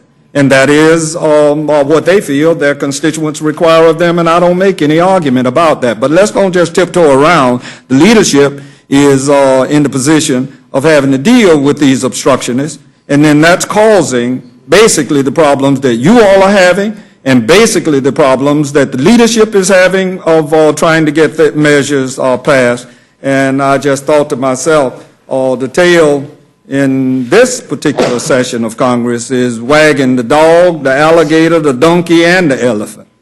and there's no question in my mind about that. And somebody needs to say it and talk to these people. I don't deem them mean. I don't deem them crazy. I just deem them not understanding this extraordinary process that allows for us to have the democracy that we do, and where they are is about to destroy it, and that's what they came here for. I hope they get to go home real soon forever. Thank you, Mr. Chairman. Gentleman yields back his time. We now move to the gentleman from Florida. Gentleman's recognized. Mr. Chairman, there's so much to be said, and I think it's been said pretty eloquently by a lot of folks around this dais. And I do understand the gentlelady not wanting to answer the question, particularly as it relates to your continued referral to China first or whatever you're saying. But the facts are clear, and I don't think that's even debatable in regards to who owns the most public debt. And I think gentleman from Georgia hit it right on the head when it really is going to affect our seniors the most and our pensioners the most, and those that have invested in federal treasury bonds that live here in the United States, our unions, our teachers, firefighters, police officers. They're the ones that are going to be hurt the most. And I don't hear us sitting over here talking about a government shutdown. I hear that coming from the Democrats, but that's not the position that we're in, and it's not where we want to go. I just want to make it perfectly clear to people that when you start talking about the full faith and credit of the United States, that is a public debt that we owe. And we owe, I think it was 10% that was quoted by my good friend from Georgia, to China. I wish we didn't owe them anything. But we owe some other friends that, whether it's the UK or whether it's Japan or other countries, but more importantly, we owe 2/3 of it to citizens here in the United States. And I want to make sure that we don't default on that. So call it what you may, the truth is that we don't want to default on our debt, and we certainly don't want to default on our full faith and credit, because that will cause us additional problems forward, particularly as it relates to the debt that we owe almost $17 trillion today. And we're going to play games with that, and we're going to owe even greater dollars. And as appropriators, you certainly know what we pay in a debt payment. We're paying nothing off on the debt itself, just the interest. And if the interest rate goes up, I'm singing to the choir here, you know what that does and what we're going to be having additional problems in trying to meet all of the needs that this country has. And so I appreciate the dilemma that you're in as appropriators. I certainly do appreciate that. But I do also appreciate leadership in listening to its members and its members listening to the people back home. And with that, I yield back the balance of my time. Gentleman yields back his time. Gentleman, Florida, Mr. Webster is recognized. Gentleman has no request for time at this time. The gentlewoman, the chairwoman. Well, thank you so recognized. much. I know that I was absent yesterday, but Mr. Webster said, "Are you a new member of the Rules Committee?" And, you know, it's just one day, but that's how heavily missed I was. You were missed. I'm glad to be back. And just to respond to my good friend from Florida, Mr. Hastings, I don't think that anyone in our GOP caucus, if that's who he was referring to, is obstructionist. But I think that sometimes the Democrats, when they talk about working in a bipartisan manner, they mean us voting the Democratic way, your way. And then when we want to vote in a different way, then we're called obstructionists. Maybe there's another definition we can work on. But I see members of my caucus, many of whom I don't agree with on 100% of the issues, but I see them as patriotic Americans who want to get our republic going and get our economy back on track. And I don't see them as obstructionists, even though I disagree with some of them a lot of the times. So I hope that he sees another part of us, maybe not in a partisan light, but sees us as willing partners in trying to resolve America's problems together. I would love to yield to my good friend. Is I see you that way, and I see most of my colleagues up here that way. But if you want me to start calling names, I'll call names. Well, thank you. Reclaiming my time, I thank my chairman for the opportunity and look forward to supporting the bill this week. Thank you, Mr. Chairman. Gentlewoman yields back her time. The gentleman from Texas, Louisville, Texas, Dr. Burgess. Thank you, Mr. Chairman. And Chairman Rogers, thank you for being here. Thank you for your time. Mr. Woodall described the sequester as the law of the land, which it is, and that law came to us in the normal fashion, did it not? Approved by the House and the Senate and signed by the President, who is in fact the current President. Is that correct? That's correct. So if there were a problem with the law of the land, then the President, I mean, he certainly issues a veto threat on everything that I've seen in the Rules Committee in the short 8 months that I've been here. If there were a problem, I assume he would have vetoed it, but he did not, did he? No. It is the law of the land. Now, I do disagree with Mr. Woodall about across-the-board cuts. Sometimes it's the only instrument you have. I ran a medical practice. I ran a business. There were times we got into trouble as far as meeting our cash flow obligations. And what do you have to do? You have to look at your budget and say, if I've got to squeeze 5 cents or 7 cents out of every item on the budget, then that's what I'll have to do. You hope you have good managers at that point and that you don't destroy or distort your core functions or your core mission. And we've heard a lot of discussion today about the NIH. I believe in the NIH. I believe they do good work. Can I ask either of you just a point of clarification on the NIH, in the NIH budget, and it has been under some discussion today, when we did the reauthorization of the NIH back in 2006, there was something that came up and it was called the Health and Human Service Program and Evaluation TAP. Does that P&E TAP still exist? I'm told it does, yes. And does that P&E TAP reduce the amount of funding that NIH has for science? In other words, they have to pay money back to HHS. That's correct. What is that money used for at HHS? I'll help you. It's a slush fund for the secretary, is it not? I think we'll have to get back with you. I can't top of my head. So, you know, and here's the point. We're in a tough situation, a tough budgetary situation. We need to make sure we spend every dollar wisely. And this HHS P&E TAP continues to go on. And back in 2005, it was reducing the NIH budget by 2.4 or 2.5%. I don't even know what it is today. Might be more, might be less, but whatever it is, maybe we ought to leave those monies in NIH and not give them to Secretary Sebelius for whatever she does. Dr. Burgess, I suggest you go see her call my head office, talk to Will Smith, the chief clerk, and we'll dig in and try to find the answers to the questions you have. Well, and the only other thing that comes up, and we went through last year in the Food and Drug Administration user fee agreement reauthorization. So those user fees are paid by industry to FDA to allow them to do their job or to help them do their job.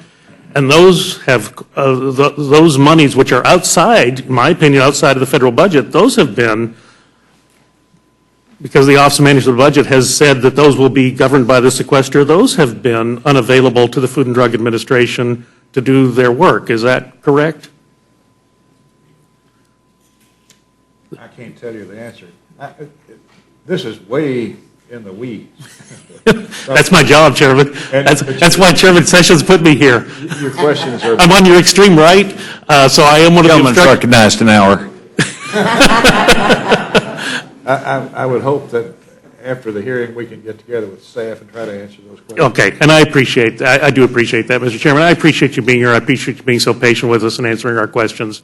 This is an important bill that we will be dealing with this week. It will affect a lot of us and a lot of our constituents in a lot of ways, and I know we all want to do the right thing. So thank you, Mr. Chairman, for your indulgence. I will yield back, but I appreciate the time. Mr. Chairman, if I may... Gentleman yields back his time. The gentlewoman evidently has a question. I would yield. I wanted to, frankly, thank Dr. Burgess for your thoughtful questions. And these are the kind of questions that should come up both in the authorizing committee and in the Appropriations Committee at the appropriate time, because you certainly make a lot of sense. And I just want to say, if the GOP is not trying to shut the government down, by putting forth a bill that cannot be enacted and refusing to work together with the Democrats on a bill that can be enacted, I am very concerned that the actions of the GOP could shut the government down. Because if we work together, such as Chairman Rogers and I have always done, or Chairwoman Mikulski and Ranking Member Shelby have always done, if there had been a conference between the House and the Senate, we'd have a number, we'd sit down and work it out in a rational way. But we know that the Affordable Care Act, after being voted 41 times, was it, is not going to be rescinded. We know that. And the Pay China First Act may be a very important act. I'm not going to comment on it, but it could be happen as a bill in itself. So what I am just saying, I would hope as we move forward, the House and the Senate could agree on a number. The extraneous provisions, such as the Affordable Care Act and the Pay China First Act, can be dealt with separately, and that we can move forward together, bipartisan, and get this done. Mr. Chairman, I have no idea. I've heard it all day long here. I have no idea what the Pay China First Act is. I'll describe it to you. It is a talking point from very able people who are trying to suggest that we would give China their money back in the event we're in a circumstance first. And as has been ably discussed, I believe, by the gentleman, Mr. Woodall, or others, that the people who are debtors to the United States, I didn't hear the percentage, but about 30% are outside the United States, 70% are in the United States, and we have indicated that we will not go into a default. We will pay the people who are loaning us money. Well, how does that become the Pay China First Act? Well, you just had to get up on the wrong side of the bed today, Hal. And that's okay. I get this. There's a lot of things I don't get, but I get this one. It sounds like a PR firm has taken over. You know what? I appreciate both of you being here, and I see no further questions from the committee. I want to thank both of you, not only for taking your time, but I want to assure Mrs. Lowy, if I can tonight, the Republican leadership in the House has absolutely no interest in trying to shut down the government. What we are interested in doing is following, as the young chairman has outlined, allowing you enough time to work forward with all 12 appropriations bills that we believe by December 15th. We also do believe, and I have personally believed, and it was much discretion on me with the first opportunity a week ago to put information about defunding Obamacare into the continuing resolution. It was met with a hearty respect by our membership. We are retrying it in a different direction right now. We're going to give our colleagues who have requested this opportunity a chance for them because they believe they will be successful. So we're going to follow a process. We will have already advised our Rules Committee members, and I believe everybody in this body knows we're expected to be back next Wednesday to work further with what might come back from the United States Senate, and I have confidence in that. Chairman Rogers. Mr. Chairman, if we were determined or wanted to shut the government down, I would never have filed this bill. This bill is to continue the government. That's what it's all about, and it's my bill that's being hopefully amended by the Rules Committee. But if we wanted to shut the government down, we wouldn't be here. We're here to try to keep the government open. Now, if there's a shutdown, it's going to come from somebody else, not us. Well, I think it's best effort should say that all of us are negotiating in honest terms with each other, and we've done that in this body. I want to thank both of you for taking the better part of the afternoon and evening to be with us. You're now excused. Thank you, Mr. Chairman. Thank you.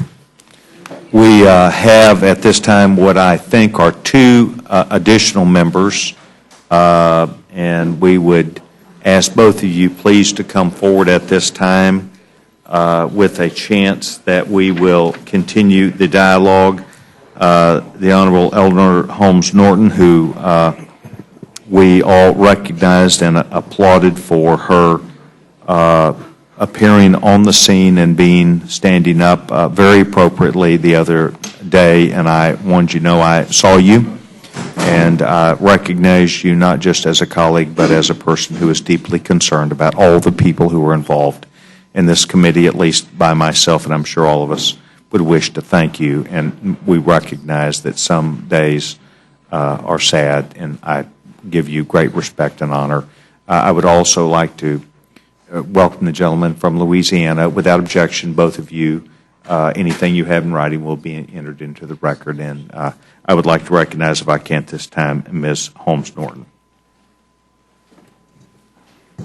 Thank you very much, Mr. Chairman. Yes, ma'am. I very much appreciate your words as yes, well. ma'am. If you can please, you have a very soft voice. I can even speak louder. And if we can, as long as others can hear, then I'll suggest that I'm okay then too. Thank you. But I appreciate you letting me know whether you can hear me. Mr. Chairman, only the most extraordinary circumstances would lead me to come forward and ask for an amendment to a congressional resolution. I've been in Congress a long time, and I understand why they are clean CRs. I also appreciate that you are trying your best to keep the government open. I think the fact that this CR goes to December the 15th illustrates that, and I have watched what the leadership has been doing to try to keep the government open. So I'm not here because I believe the government is going to close down. I am here to talk to you this evening about how the very posture that the bill is in now, even assuming that this CR passes, if my amendment is not included, there will be costs, unintended costs, to the district government as a result. My amendment would allow the district to remain open, even if perchance the federal government were to close down. Now, the district has submitted on time, months ago, a balanced budget, and I believe it has perhaps the strongest reserves of any jurisdiction in the United States, $1.5 billion in reserves and growing. The appropriation committees, both of them, have passed the appropriation. The difficulty is that, of course, the appropriations have not yet come up. The appropriation they passed leaves in place all the terms and conditions, and my amendment leaves those terms and conditions in place. Simply allows a city, a big city, a complicated city, to spend its local funds and only its local funds for the fiscal year 2014 because of the costs and the effect on Wall Street of continuing resolutions that affect the local budget of the District of Columbia. Speaking of anomalies, it's one of the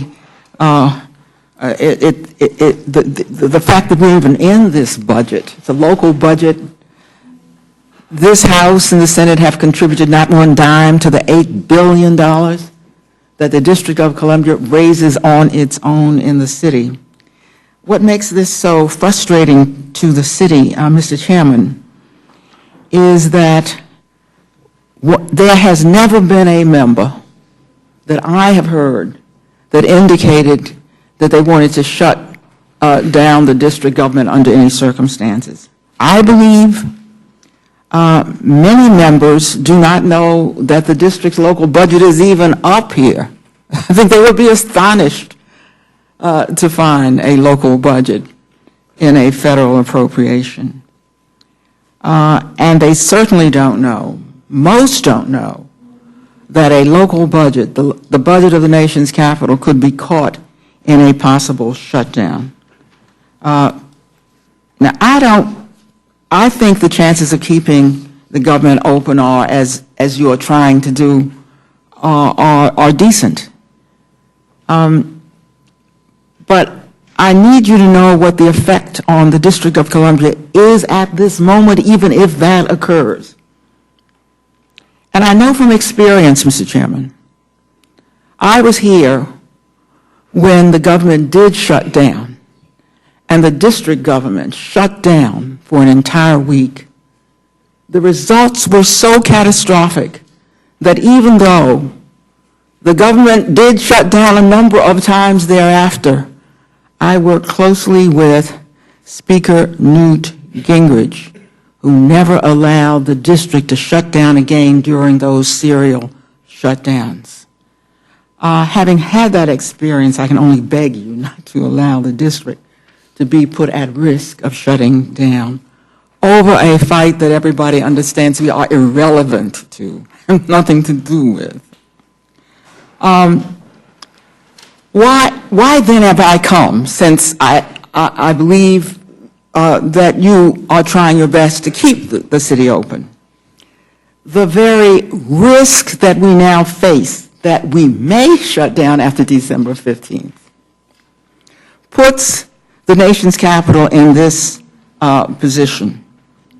Let me look at the most recent statistics. In 2011, we had 3 separate threats.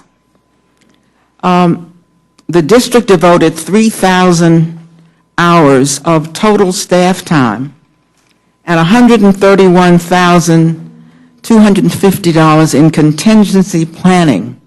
Those are unintended costs that no member of Congress knew anything about or intended. Of course, they pale in comparison to the catastrophic costs that would be imposed if, in fact, there was a federal and district government shutdown. The district provides basic municipal services not only to its own residents, more than 600,000 people, but to our businesses, to the commuters that come from Maryland and Virginia and West Virginia, to the federal office buildings, to the embassies. Most ominously, and by the way, I must give you an example from the last shutdown. If a shutdown occurs, garbage collection stops, and under the law, it cannot resume until there has been no garbage collection for a week, and you can then declare a health emergency. That is the position we'd be put in if there were a shutdown. The only responsible thing for me to do is to try to keep the district going for the next fiscal year. More ominously than even that, if there are certain payments that the government would almost certainly miss if it shut down, and the reason they would miss them is that they can expend no money, they can pay no bills of any kind if the government shuts down.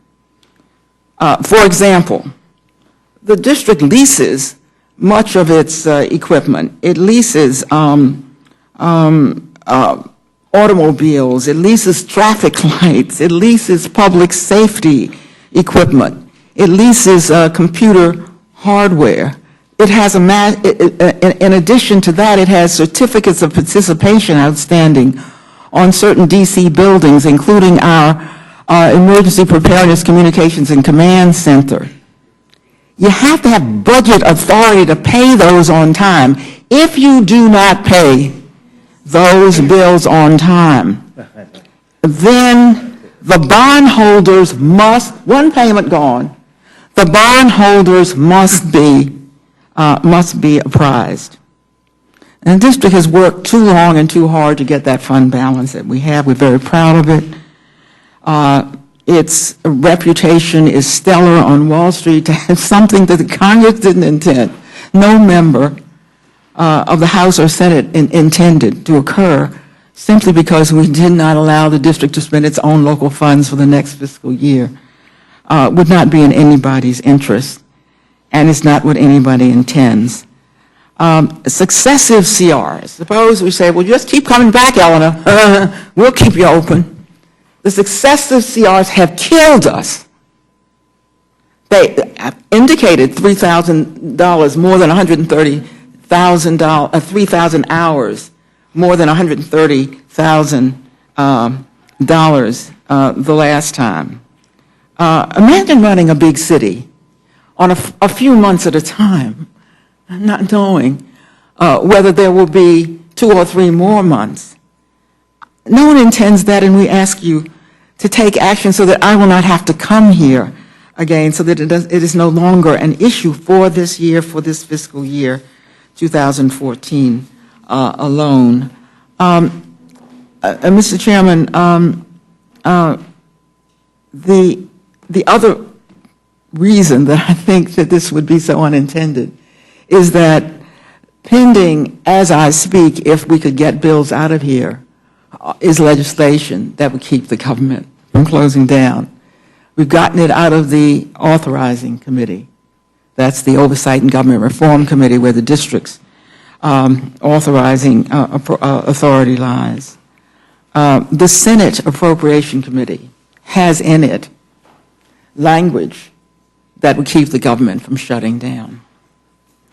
The House appropriators have said, although they defer to the authorizers, that they believe it would be harmful for the district government to shut down. And the President of the United States has put shutdown avoidance language in his own budget. So here we have not only unintended consequences, but those who know the district's budget. As no member here has any reason to, I do not ask you to study the District of Columbia.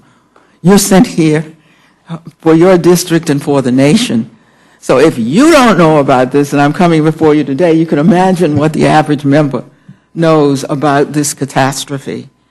The district is not being held hostage because there's nothing the district can give, and nobody means, and nobody even knows that we are in this fix. So I'm asking you to extricate us from it. You do not intend us to be caught in it.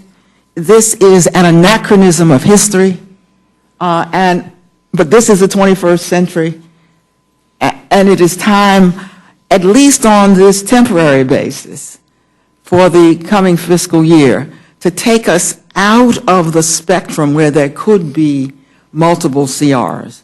There will certainly have to be something else on December the 15th. And everyone here knows it could be another CR. We hope it would be, for the first time in some time, just a plain old bill. But everyone knows how this has worked in recent years. So I ask you to take the District of Columbia, for whom all of this is irrelevant, to you and to us, out of this struggle, and leave it to the House, the Senate, and the President. And I thank you, Mr. Chairman. Thank you very much. Gentleman from Louisiana, the gentleman, Mr. Scalise, recognized. Thank you, Mr. Chairman, and members of the Rules Committee. Appreciate your time to present this amendment as we're working to properly fund the government on the CR. This amendment would do 2 additional things. One, it would defund the President's health care law, and it would also protect, through the Full Faith and Credit Act, the credit of the United States of America by ensuring that our debts are paid. I want to walk through the details of the amendment and specifically why we're at this point. I think most of us recognize, whether you voted for the law or, like myself and majority of this committee, were opposed to the law is unworkable. You look at the October deadlines that are coming up, you look at the January 1st deadlines that come up. I sit on the House Energy and Commerce Committee.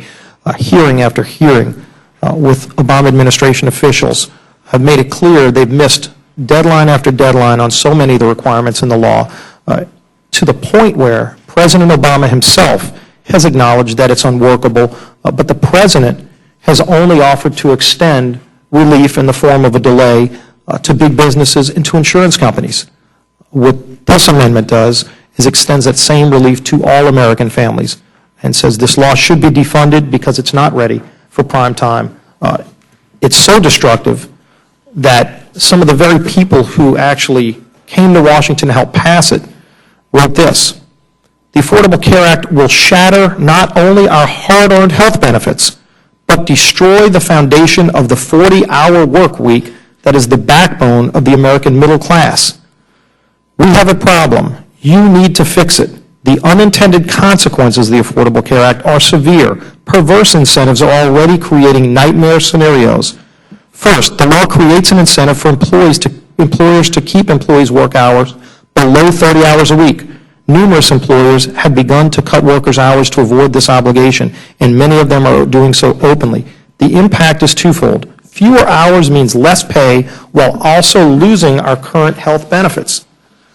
This is not a letter from somebody on the right wing. This is not a letter from a Republican member of Congress. This is a letter from James P. Hoffa, the president of the International Brotherhood of Teamsters, who recently wrote this letter laying out the problems they're facing. When I go back to my district, as many of you do, the largest complaint I get from small business owners, from families, people who have good health care they like, is the threat that this law places upon them. Clearly, it's not ready for prime time. We have a responsibility to ensure that the effects of this law don't devastate the good things that work in health care. The President made a lot of promises during the debate on his health care law in 2009. If you like what you have, you can keep it. It'll lower the deficit. So many of these promises that have been made have been broken, and we have an opportunity to do something about that. It's clear the law is not ready to be implemented, both on the October 1st components and especially on the January 1st components that are set to take effect. We need to stand up for all American people, not just the privileged few who can find a way to get access to the White House and get their exemption, which a number have. All Americans deserve that same opportunity. That's what this amendment will do. The second part of that, dealing with the full faith and credit, ensures that we pay our debts. And as you talked about, Mr. Chairman, Mr. Woodall as well, who are our debtors? The vast majority are American citizens, not just retirees, many of whom have those Treasury notes, not just pension funds, many of whom are counting on that for American workers, but especially our senior citizens. One of the many holders of American debt is the Social Security Trust Fund. We should not, in this room, allow our seniors who paid into that Social Security Trust Fund have their retirement benefits be placed at risk. This amendment protects them from that happening. We don't want default. This amendment prevents default. The only person here talking about default in Washington is President Obama. This amendment takes default off the table. And I think we all recognize how devastating the threat of default would be. I think we all have a responsibility as we're negotiating and trying to find a way to keep government funded at proper levels to make sure that those threats don't exist. So that's what the amendment does, and I'd be happy to answer any questions.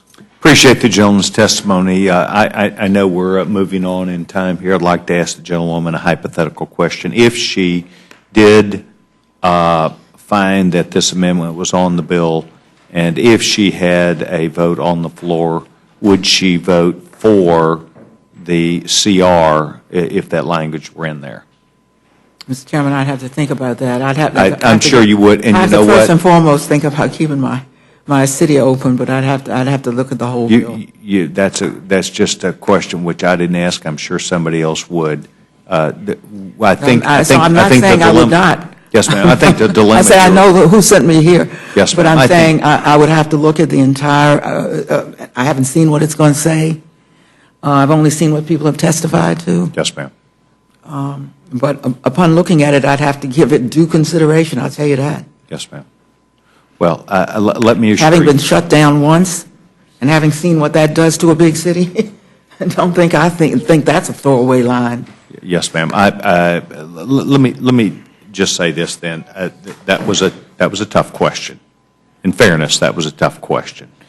In fairness, I will also tell you, I would like for you to know that we do not intend to move the direction to shut down the government. I believe that. And you must know that I deeply believe what I'm saying, and this gentlewoman is welcome to come back to the Rules Committee when we come back, if we're back next Wednesday.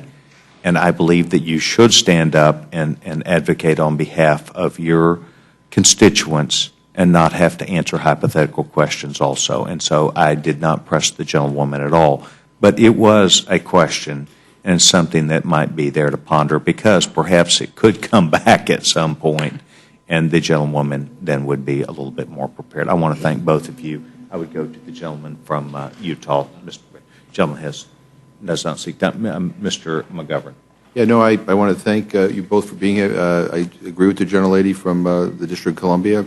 I think she has some legitimate concerns. And Mr. Scalise, I just say that the people I hear talking about government shutdowns are members of your party: Ted Cruz, Mike Lee, Marco Rubio, among others. Saying that if you don't defund the Affordable Health Care Act, we've got to shut the government down. So that's what has us all a little bit worried.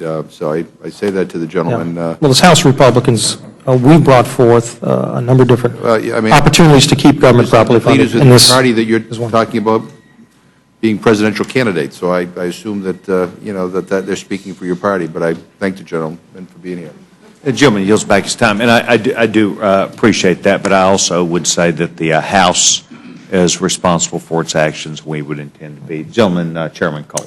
Thank you very much, Mr. Chairman. I want to thank both our good friends for being here. Of course, I have the opportunity to work with Mr. Scalise in the Republican Study Committee, where I think he's done an amazing job. But I particularly want to thank our good friend, the gentlelady from the district, for the amazing manner. This has been an extraordinarily challenging week for you, and the manner in which you represented your constituents and, frankly, all of the country in a really trying situation brings great credit to you and great credit to your constituents and your constituency, and certainly to our House. So I just want to extend the sympathies, my personal sympathies, those of my district, but particularly to let you know how much I admire the manner in which you conducted yourself, and the fact that you've had the week that you had, and here you are fighting for your constituents yet again, is an indication of how fortunate they are to have you as their representative. So thank you. Thank you very much.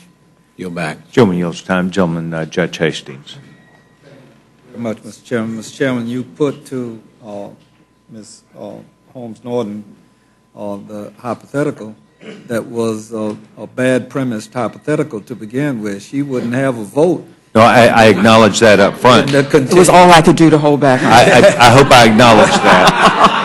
Well, that's why I'm here.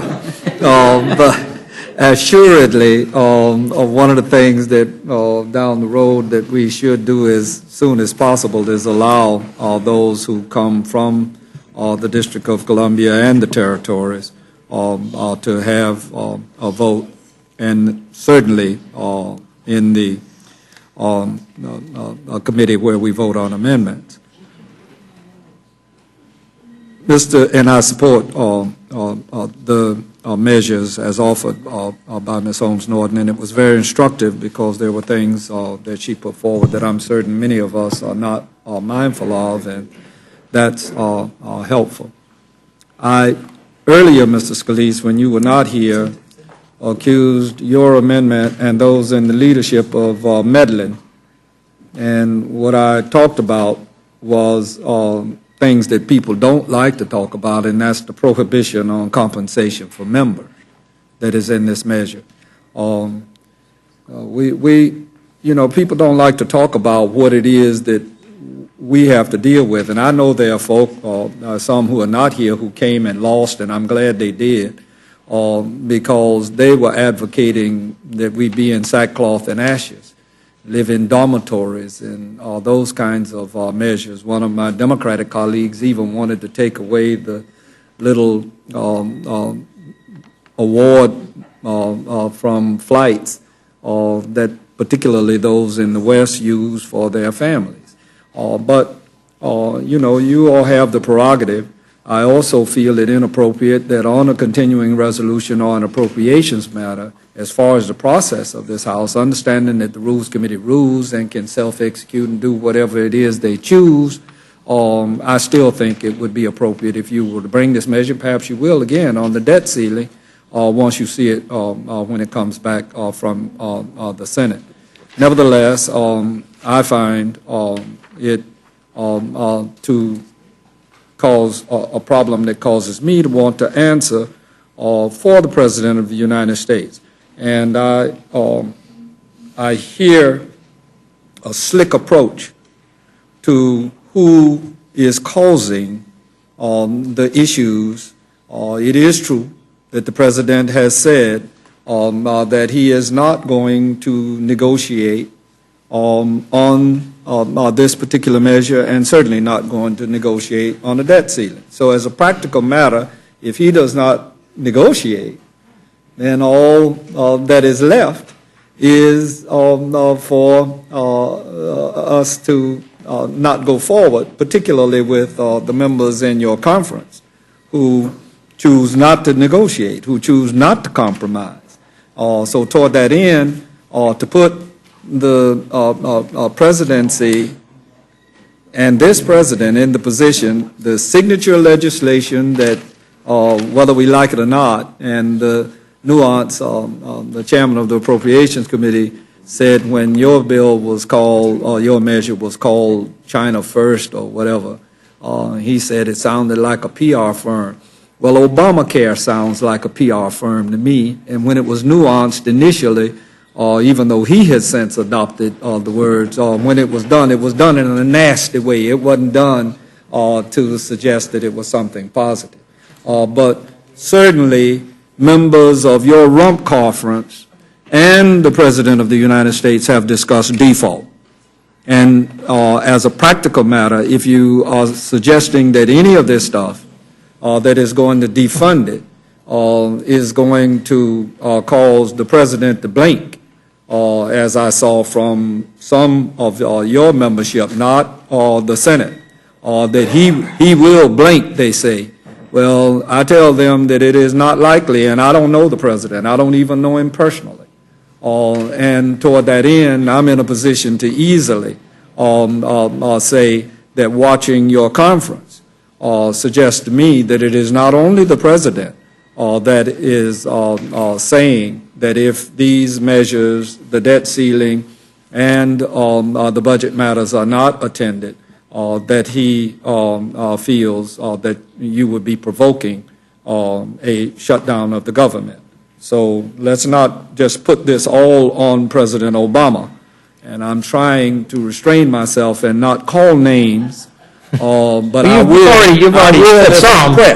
You've already said some, and I mean, you refer to a rump caucus of people that talk about default. There is no. I have the time, and I'll yield to you. I'd appreciate it. Yeah, I will yield to you, but I haven't called a single name. Not at all. You heard my colleague, who I agree with, the names he called in the Senate. I agree with all of that. That's what they have said. And you want to violate the rules of the yeah, House, well, I didn't call no names. But if you want me to start calling House names, I will do that as well.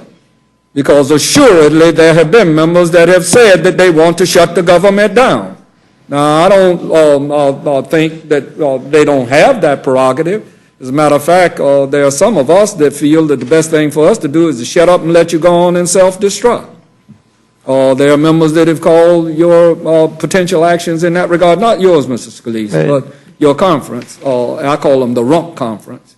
The fact of the matter is, there are some that have said, former colleagues of ours that do now serve in the Senate, that they would be on a suicidal mission.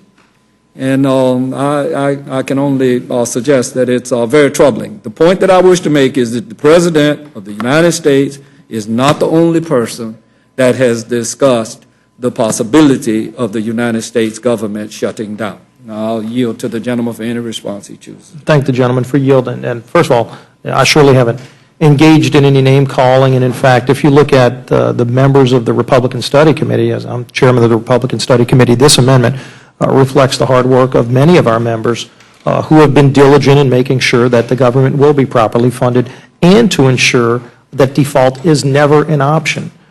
And in fact, that is the intent of the Full Faith and Credit Act, to ensure that all those people that over years have loaned the money to the federal government to operate a vast majority, by the way, which are American citizens, especially our seniors that are included in this. They ought to be protected. That's what this amendment does. And so you haven't seen any name-calling coming out of, members of the Republican Study Committee, and you surely haven't seen anyone seeking default, because we actually have brought forth legislation to prevent default. That's what this does. As it relates to the debt ceiling and the president's, whether or not the president's willing to negotiate, clearly President Obama has been willing to negotiate on the debt ceiling before, not just this president, and he's a student of history. A lot of the big deals that have helped us get back to fiscal sanity, to get us to a balanced budget under Bill Clinton, and as well as what happened with sequester under President Obama, those all came through the debt ceiling negotiations. So for anybody to suggest that negotiating on the debt ceiling is some new concept or something that the president won't engage in, he's engaged in a way I think that's helped get us to a better place financially. You look at what Bill Clinton did with Newt Gingrich in the Congress then, that negotiation helped get us to a balanced budget, which I think a lot of us would agree is good for our country and healthy for our economy. And so we just want to get back there. We want to get to a place where we can ensure that as we're negotiating over how to properly fund government, how to set priorities, that markets aren't scared, families aren't scared about consequences that would come from things like default, and that's why this amendment actually says that won't be an option. Default will not be an option if this passes. I hear you, with the exception of the fact that I think the president has used the exact language that you just used about the full faith and credit of the United States. I have heard him say that on television, and that he is not going to allow for that to occur. Well, he might support this amendment then. Yeah, but here's where I think your amendment as well as the base bill, well, not the base bill, but your amendment now puts in play the defunding of the Affordable Health Care Act. And I ask you, do you really believe that the president is going to accept the defunding of the Affordable Health Care Act as a matter of the negotiations that may go on, assuming for the moment that he negotiates about other things, revenue or cutting spending or what have you, assuming that he does that, and your lead is defunding the Affordable Health Care Act. But do you really believe that he is going to sign something that defunds the Affordable Health Care Act? I think as we've been talking about defunding and delaying the president's health care law, if you look at some of the president's comments over the last few months, he's mocked the 40 votes that the House has taken. He's mocked it many times on the campaign trail, saying the House wasted all this time, 40 times voting to defund or delay components of the health care law.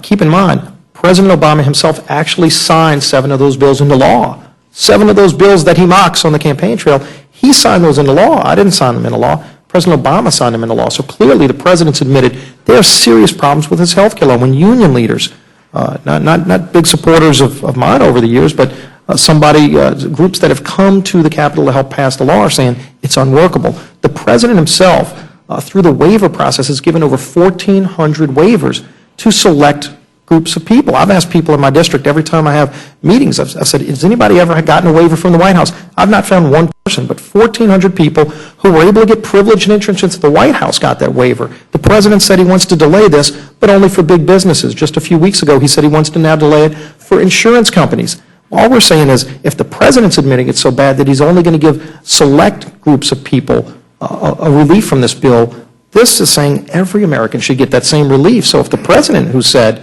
it's so unworkable, I'll give that relief to big business. He bashes them in public sometimes, but he gave them, or he wants to give them. I don't think he has the legal authority to do it, but he wants to give them relief from it. So why not give all Americans that relief? Let me ask you another question. And I'm very fond of the process that allows for the Republican study group to be maintained. I am an advocate that allowed that when we had a Democratic study group, some of the most thoughtful members in Congress, as those on your Republican study group, were the people that participated. And I know you know many of them as people that were extremely thoughtful. The problem that I think you present when you're talking about the president mocking the votes, and there were 41, not 40, soon to be 42 when we vote on this one. I understand what you say about him having signed them, but that still does not take away the fact that it is a signature piece of legislation that came from this president and those of us that supported it. And it's not likely that he is going to change his mind in that regard. And that's what I don't see here. And principally what I don't see is an alternative. So the question that I have is, was your Republican study group a part a year ago or a year and a half ago of repeal and replace? And repeal and replace used to be the mantra, and now the mantra is defund. So I ask you, do you and the study group have a plan, or would we go back to the status quo? Absolutely, we do have a plan. I'm glad you allow me to give this plug. We officially unveiled our alternative. It's called the American Healthcare Reform Act. The Republican Study Committee has endorsed this bill. It's a bill that comprehensively addresses the problems in health care. Of course, it starts with repealing the president's health care law. Dr. Braun discussed, or do you know about? He's not currently a co-sponsor. We're seeking co-sponsors, but we have a number of doctors in Congress. Dr. Phil Rowe from Tennessee, I will absolutely send you a copy. This is the first time I'm hearing about it. Look, it allows for people to buy across state lines. It does medical malpractice reform. It allows association health plans so small businesses can pool together, get the same buying power as big businesses. We make sure that people with pre-existing conditions can't be discriminated against. We protect the lives of the unborn. We allow tax equalization. One big problem right now, if you buy health insurance through your employer, they can deduct. Some of that sounds like Obamacare. You can as a personal. Oh, no, none of that is Obamacare. Unfortunately, there are fewer options and they're higher costs. Our bill would actually lower costs. The condition, Steve, is something that is prominently. But we work through existing state high-risk pools instead of creating basically a mandate that has resulted in higher health insurance costs for everybody. That's not a solution. When health care costs were too high already, they're higher now. We want to lower health care costs and give families more options, and that's what our bill does. We'll absolutely give you a copy. I would love to have you as a co-sponsor. Yeah. It is a bill that will truly fix the problems in health care. Better than that, I'd love for you to be bipartisan and cross the lines and let me be a part of your Republican study group as a Democrat. I don't know if you would agree with a lot of the things that we represent, but you might be in a position to persuade me. But I will work on you. I have a switch card that will be available as well. It's not. I don't think it's beyond reach. When we're ships passing in the night, then it's not that we are likely to be able to compromise. And I am an optimist, Congressman Hastings, and we're open. In all seriousness, we are open to ideas from all people. We think the way to do health care reform is to include all of the good ideas from people of both parties. Clearly, that didn't happen with the current health care law, but it's achievable, and we lay out a lot of those principles in bill text, and we will absolutely get you a copy of that bill. A lot of this is TBD. Okay? Thank you. Would the gentleman yield? Of course. If there is anyone out there that wants to shut government down, why didn't they do it before this hearing started?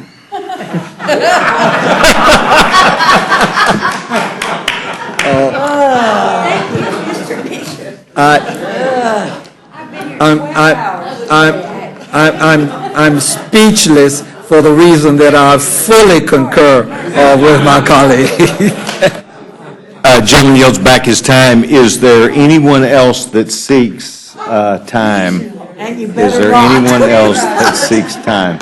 I see gentleman from Florida is recognized. Thank you, Mr. Chairman. I just wanted to say one thing. About almost 2.5 years ago, this issue was before us on an appropriation bill, and we declined to make that amendment in order. And I'd just like to apologize myself to the member, Steve King, who brought that amendment here very bravely, and we didn't make it in order, and now sort of deja vu, here we are going to hopefully make it in order. I think he paved the way for this, and I appreciate what he did. That's all I had to say. Thank you.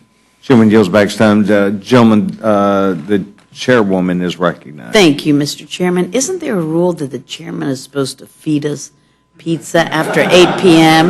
Matter of fact, there is. I think that was an unwritten rule. That would be after 8:30. Back the balance of Gentleman yields back the time. The gentleman, Dr. Burgess, is recognized. Thank you, Mr. Chairman. I do feel obligated to point out, because we hear about the 41 times for repeal, 7 of those repeals have been signed into law by the President, but we forget about the 7 times the President has just jettisoned part of his own law. The people can't sign up for that pre-existing condition pool since February because they closed the window. The out-of-pocket caps limit, that was suspended. Employer mandate, we all know that was suspended. Reporting requirements, now it's self-attestation. The small business health exchanges, they won't be open until 2015, so they were delayed by a year. The deadline for insurance contracts to be in hand by October 1st, that was delayed. And then the administrator of the Center for Medicare and Medicaid Services promised me at the end of July that all of the rates in states like Texas, where the federal fallback exchange is being set up, would be available on September 15th. Mr. Chairman, we're going the long way to September 15th right now. This amendment is absolutely critical for our country right now, and I thank the gentleman for bringing it. I'll yield back. Gentleman yields back his time. I appreciate the discussion the gentleman's had. I want to thank both of you for taking time to not only prepare yourself by sitting in here for probably several hours before we got to you, but for taking time to represent ideas that both of you strongly believe in that will make our country stronger and better, and that will better allow you to represent your constituency. And I hope that we've done well enough to where you'll want to come back at a future time with the knowledge that we care a lot about the ideas which you have and can present this committee. You're now excused. Thank you, Mr. Chairman and members. This now closes the hearing portion, and I would acknowledge to our members that we're going to now have 2 rules that we will consider before the Rules Committee, and I would, Chairman, be in receipt of a motion. Thank you, Mr. Chairman. I move the committee grant H.R. 687, the Southeast Arizona Land Exchange and Conservation Act of 2013, a structured rule. The rule provides 1 hour general debate equally divided and controlled by the chair and ranking minority member of the Committee on Natural Resources. The rule waives all points of order against consideration of the bill. The rule makes in order its original text for the purpose of amendment, the amendment in the nature of a substitute recommended by the Committee on Natural Resources, now printed in the bill, and provides that it shall be considered as read. The rule waives all points of order against the amendment in the nature of a substitute. The rule makes in order only those further amendments printed in Part A of the Rules Committee report. Each such amendment may be offered only in the order printed in the report, may be offered only by a member designated in the report, shall be considered as read, shall be debatable for the time specified in the report, equally divided and controlled by the proponent and an opponent, shall not be subject to amendment, and shall not be subject to a demand for division of the question. The rule waives all points of order against the amendment printed in Part A of the report. The rule provides 1 motion to recommit with or without instructions. Section 2 of the rule provides for consideration of H.R. 1526, the Restoring Healthy Forests for Healthy Communities Act, under a structured rule. The rule provides 1 hour general debate equally divided and controlled by the chair and ranking minority member of the Committee on Natural Resources. The rule waives all points of order against consideration of the bill. The rule provides an amendment in the nature of a substitute consisting of the text of Rules Committee Print 113-21 modified by the amendment printed in Part B of the Rules Committee report shall be considered as adopted, and the bill as amended shall be considered as read. The rule waives all points of order against provisions in the bill as amended. The rule makes in order only those further amendments printed in Part C of the Rules Committee report. Each such amendment may be offered only in the order printed in the report, may be offered only by a member designated in the report, shall be considered as read, shall be debatable for the time specified in the report, equally divided and controlled by the proponent and an opponent, shall not be subject to amendment, and shall not be subject to a demand for division of the question. The rule waives all points of order against the amendment printed in Part C of the report. The rule provides 1 motion to recommit with or without instructions. Section 3 of the rule provides for consideration of H.R. 3102, the Nutrition Reform and Work Opportunity Act of 2013, under a closed rule. The rule provides 1 hour debate equally divided, controlled by the chair and ranking minority member of the Committee on Agriculture. The rule waives all points of order against consideration of the bill. The rule waives all points of order against provisions in the bill. Finally, the rule provides one motion to recommit. You've now heard the motion by the gentlewoman from Grandfather Community, North Carolina. Is there any discussion or amendment? Gentleman from Massachusetts recognized. Mr. Chairman, I have an amendment to the rule. I move the committee grant H.R. 1526, H.R. 687, and H.R. 3102 an open rule so that all members have an opportunity to offer amendments to these bills on the floor. And I just want to say, again, with regard to H.R. 3102, the nutrition bill, I'm on the Agriculture Committee. There has not been a single hearing on the issue of SNAP at all in the committee in this Congress. There has been no hearing in subcommittee or full committee on the bill that is before us today.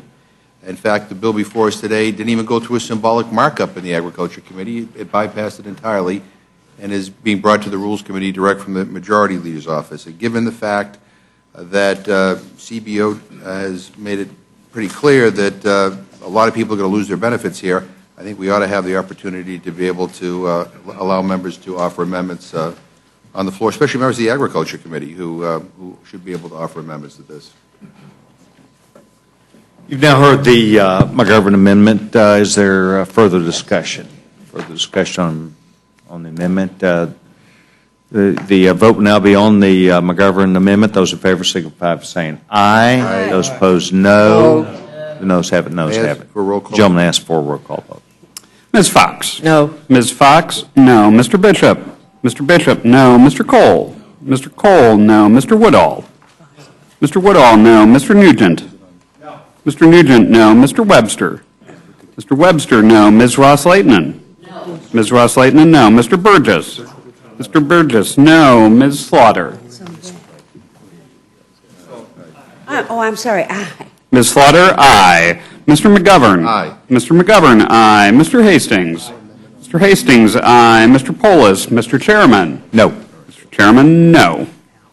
Clerk will report the totals. 3 yeas, 9 nays. The amendment's not agreed to. Further amendment or discussion. Gentleman was recognized. Thank you very much. I have an amendment to the rule. I move the committee make an order and give the necessary waivers for the amendments by the ranking member of the Interior Committee, Mr. DeFazio, amendment number 4 to H.R. 6787 and amendment number 8 to H.R. 1526.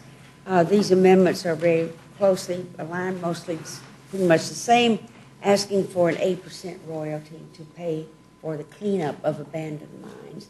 And I think it would be very prudent to make sure that we get that into the bill. So I ask for a yes vote. You've now heard the amendment by the gentlewoman from New York. Is there further discussion? Further discussion on the issue? We'll now vote. Those in favor of Slaughter amendment signify by saying aye. Those opposed, no. No. Then noes. Noes have it.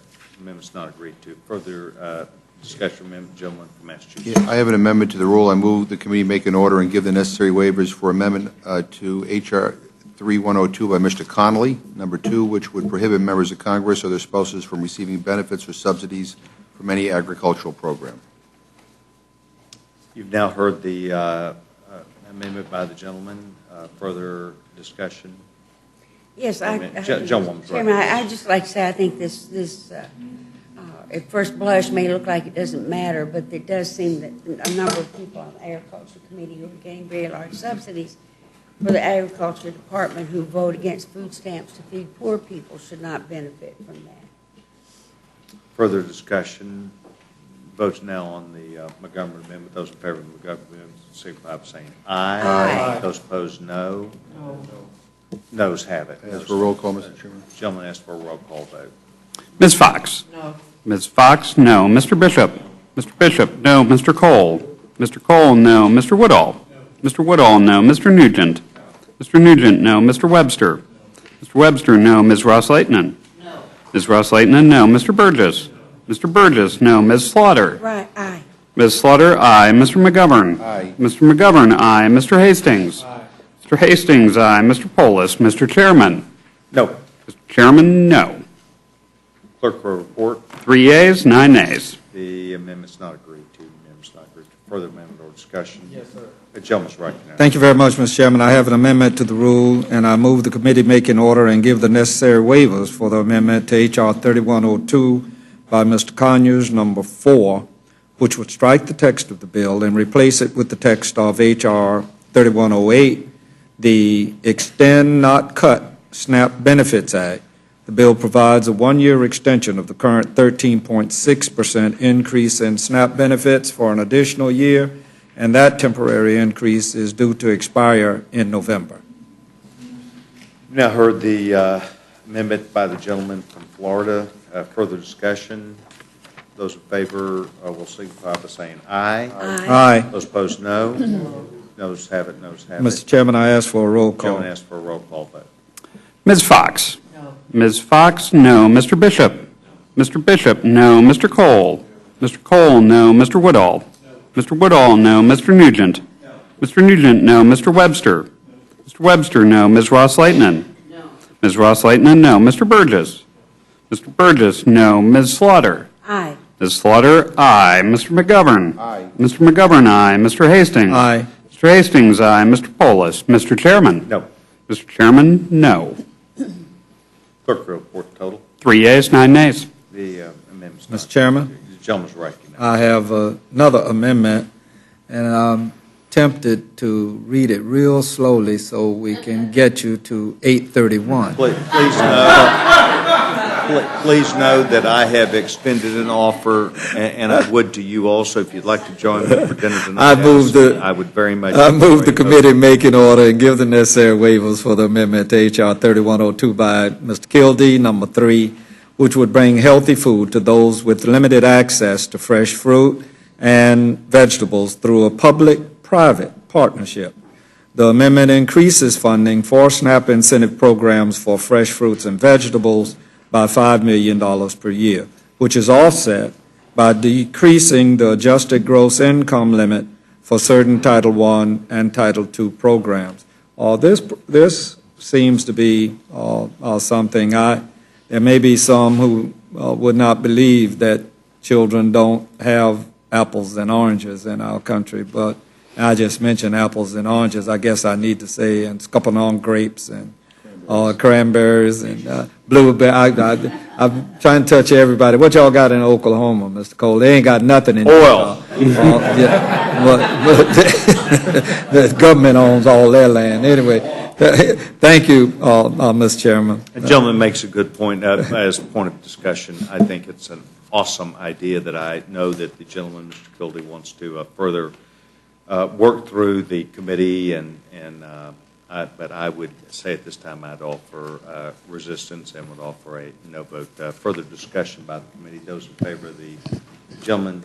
Well, Mr. Chairman, I was just going to point out, I think this language is in the base bill. This is the Marshall Fudge language, the Fresh Food Initiative, and it was part of the base bill that we voted on. We voted on the SNAP program in the summer. So although funding levels may be different, I think the base language is in the base bill. I'll yield back. I could stand corrected. I just know it sounds like a darn good idea, and I believe that fresh fruits and vegetables are important to children's nutrition and what would be good for them. And I will tell you that my Down syndrome son excelled because of fruits and vegetables. Wow. And I would offer that I'm no medical whiz bang on this, but I could see many attributes to that, and I respect the gentleman for offering the amendment. Those in favor of the Hastings amendment signify by saying aye. Aye. Those opposed, no. Yeah, Mr. Chairman, I would ordinarily ask for a roll call vote, but in light of your statements and Dr. Gohmert, and assuming that it is in the base bill, if it is not, then I'll come back at another point in time, and I won't ask for. But yeah, You're doing the right thing. You're doing the right thing. Yeah. You're doing the right thing.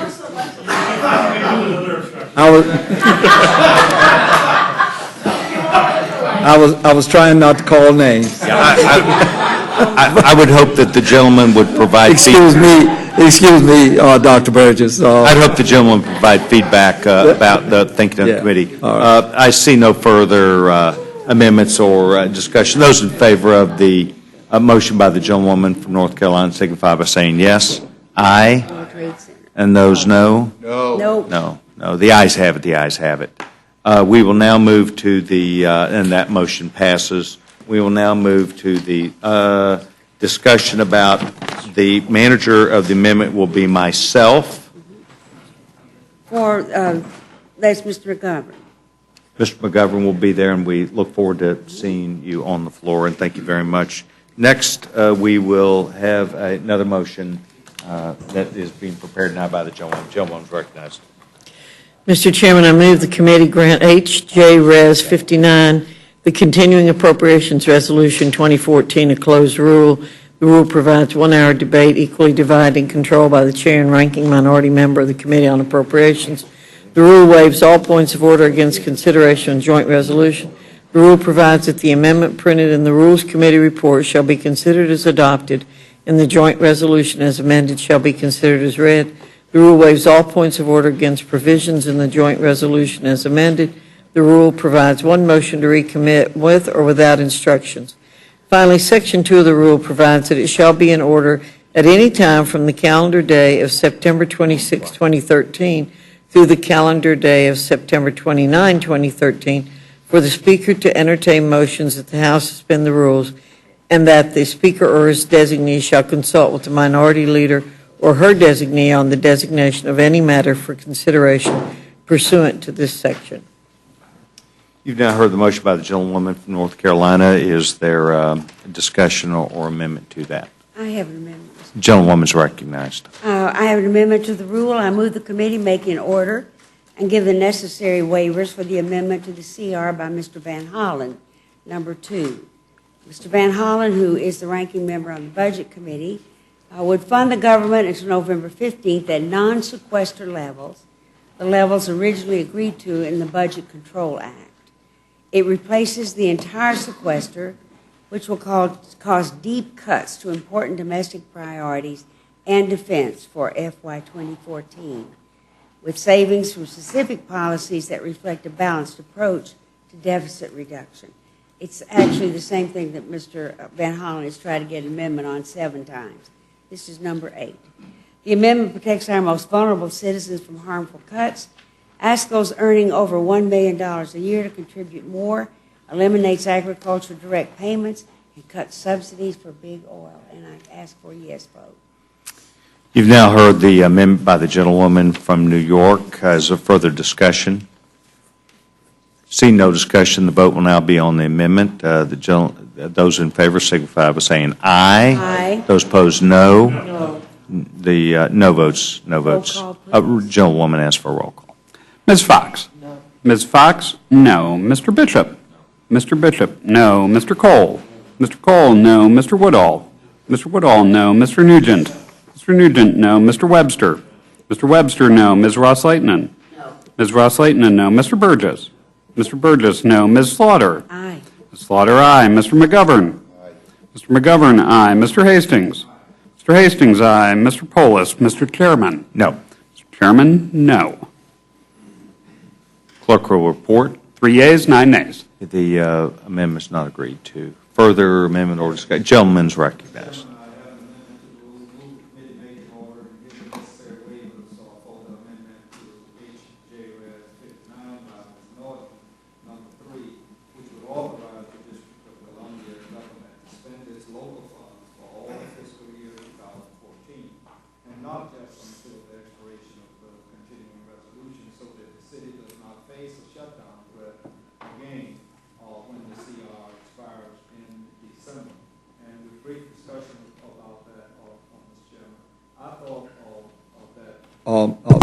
Ms. Holmes Norton's words here were very thoughtful and certainly were instructive to me.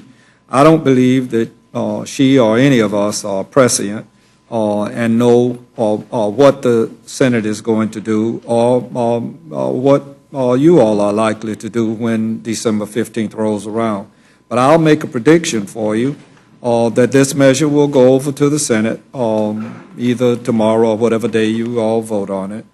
And it'll come back next week without the Scalise self-executed language.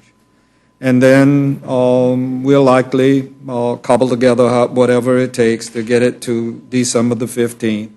And then we'll be around here December the 15th talking about being here till Christmas the way that we've done so many years foolishly, in my judgment. But that said, I hope that Chairman Rogers' prediction, or at least desire, and Ms. Lowy's desire to finish the appropriations process accordingly is done, and in addition, that they are able to get an omnibus provision so that we don't have to continue to postpone what all of us know are extremely difficult and complex issues. But I thought Ms. Norton at least was deserving of having the measure. She began her discussion by saying that she would not ordinarily be here on a CR, and I've made the continuing argument and will continue to make it that I don't think Mr. Scalise's language should be here being self-executed on a CR or an appropriations measure. And perhaps we'll see it again on the debt ceiling issue, but we're messing up the process, and that's not uncustomary for the Rules Committee on either Democrats or Republicans. Gentleman yields back his time. I just would like to state that I do agree with the gentleman. I believe that Ms. Holmes Norton was treated not only with respect and dignity, but was offered a hand of thankfulness, that she represented all of us well earlier in the week when there were difficult things that happened here in Washington. Secondly, that I believe that she well and faithfully represented the people of the district. And we have, I think, treated her well and told her that we don't intend to shut down the government, and that I invited her back at any time that she'd like to come see us. I do appreciate and respect the gentleman bringing forth that amendment. And is there further discussion on that? Seeing none, the vote will now be on the Hastings amendment. Those in favor of the Hastings amendment, signify by saying aye. Those opposed, no. No. The noes. Gentleman asked for a roll call vote. Ms. Fox? No. Ms. Fox, no. Mr. Bishop? Mr. Bishop, no. Mr. Cole? Mr. Cole, no. Mr. Woodall? Mr. Woodall, no. Mr. Nugent? Mr. Nugent, no. Mr. Webster? Mr. Webster, no. Ms. Ross-Leitonen? No. Ms. Ross-Leitonen, no. Mr. Burgess? Mr. Burgess, no. Ms. Slaughter? Aye. Ms. Slaughter, aye. Mr. McGovern? Aye. Mr. McGovern, aye. Mr. Hastings?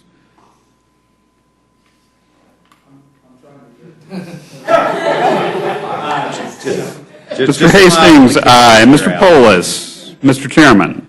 No. Mr. Chairman, no.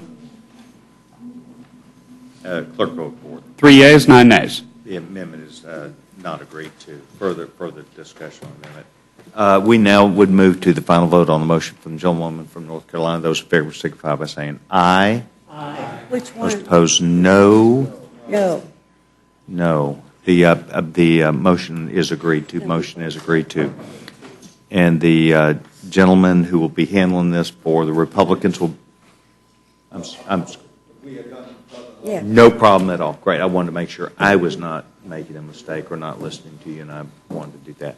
The gentleman, Mr. Cole, will be representing the Republicans. I shall do it for the minority. And the gentlewoman from New York will be there for the Democrats. I want to thank each and every one of you for taking time to be here today. I will note that should be noted that what has happened today, I think the members of the committee helped me to make happen, and I want to thank each of them for being here today. We have now finished with our business for the day. Thank you.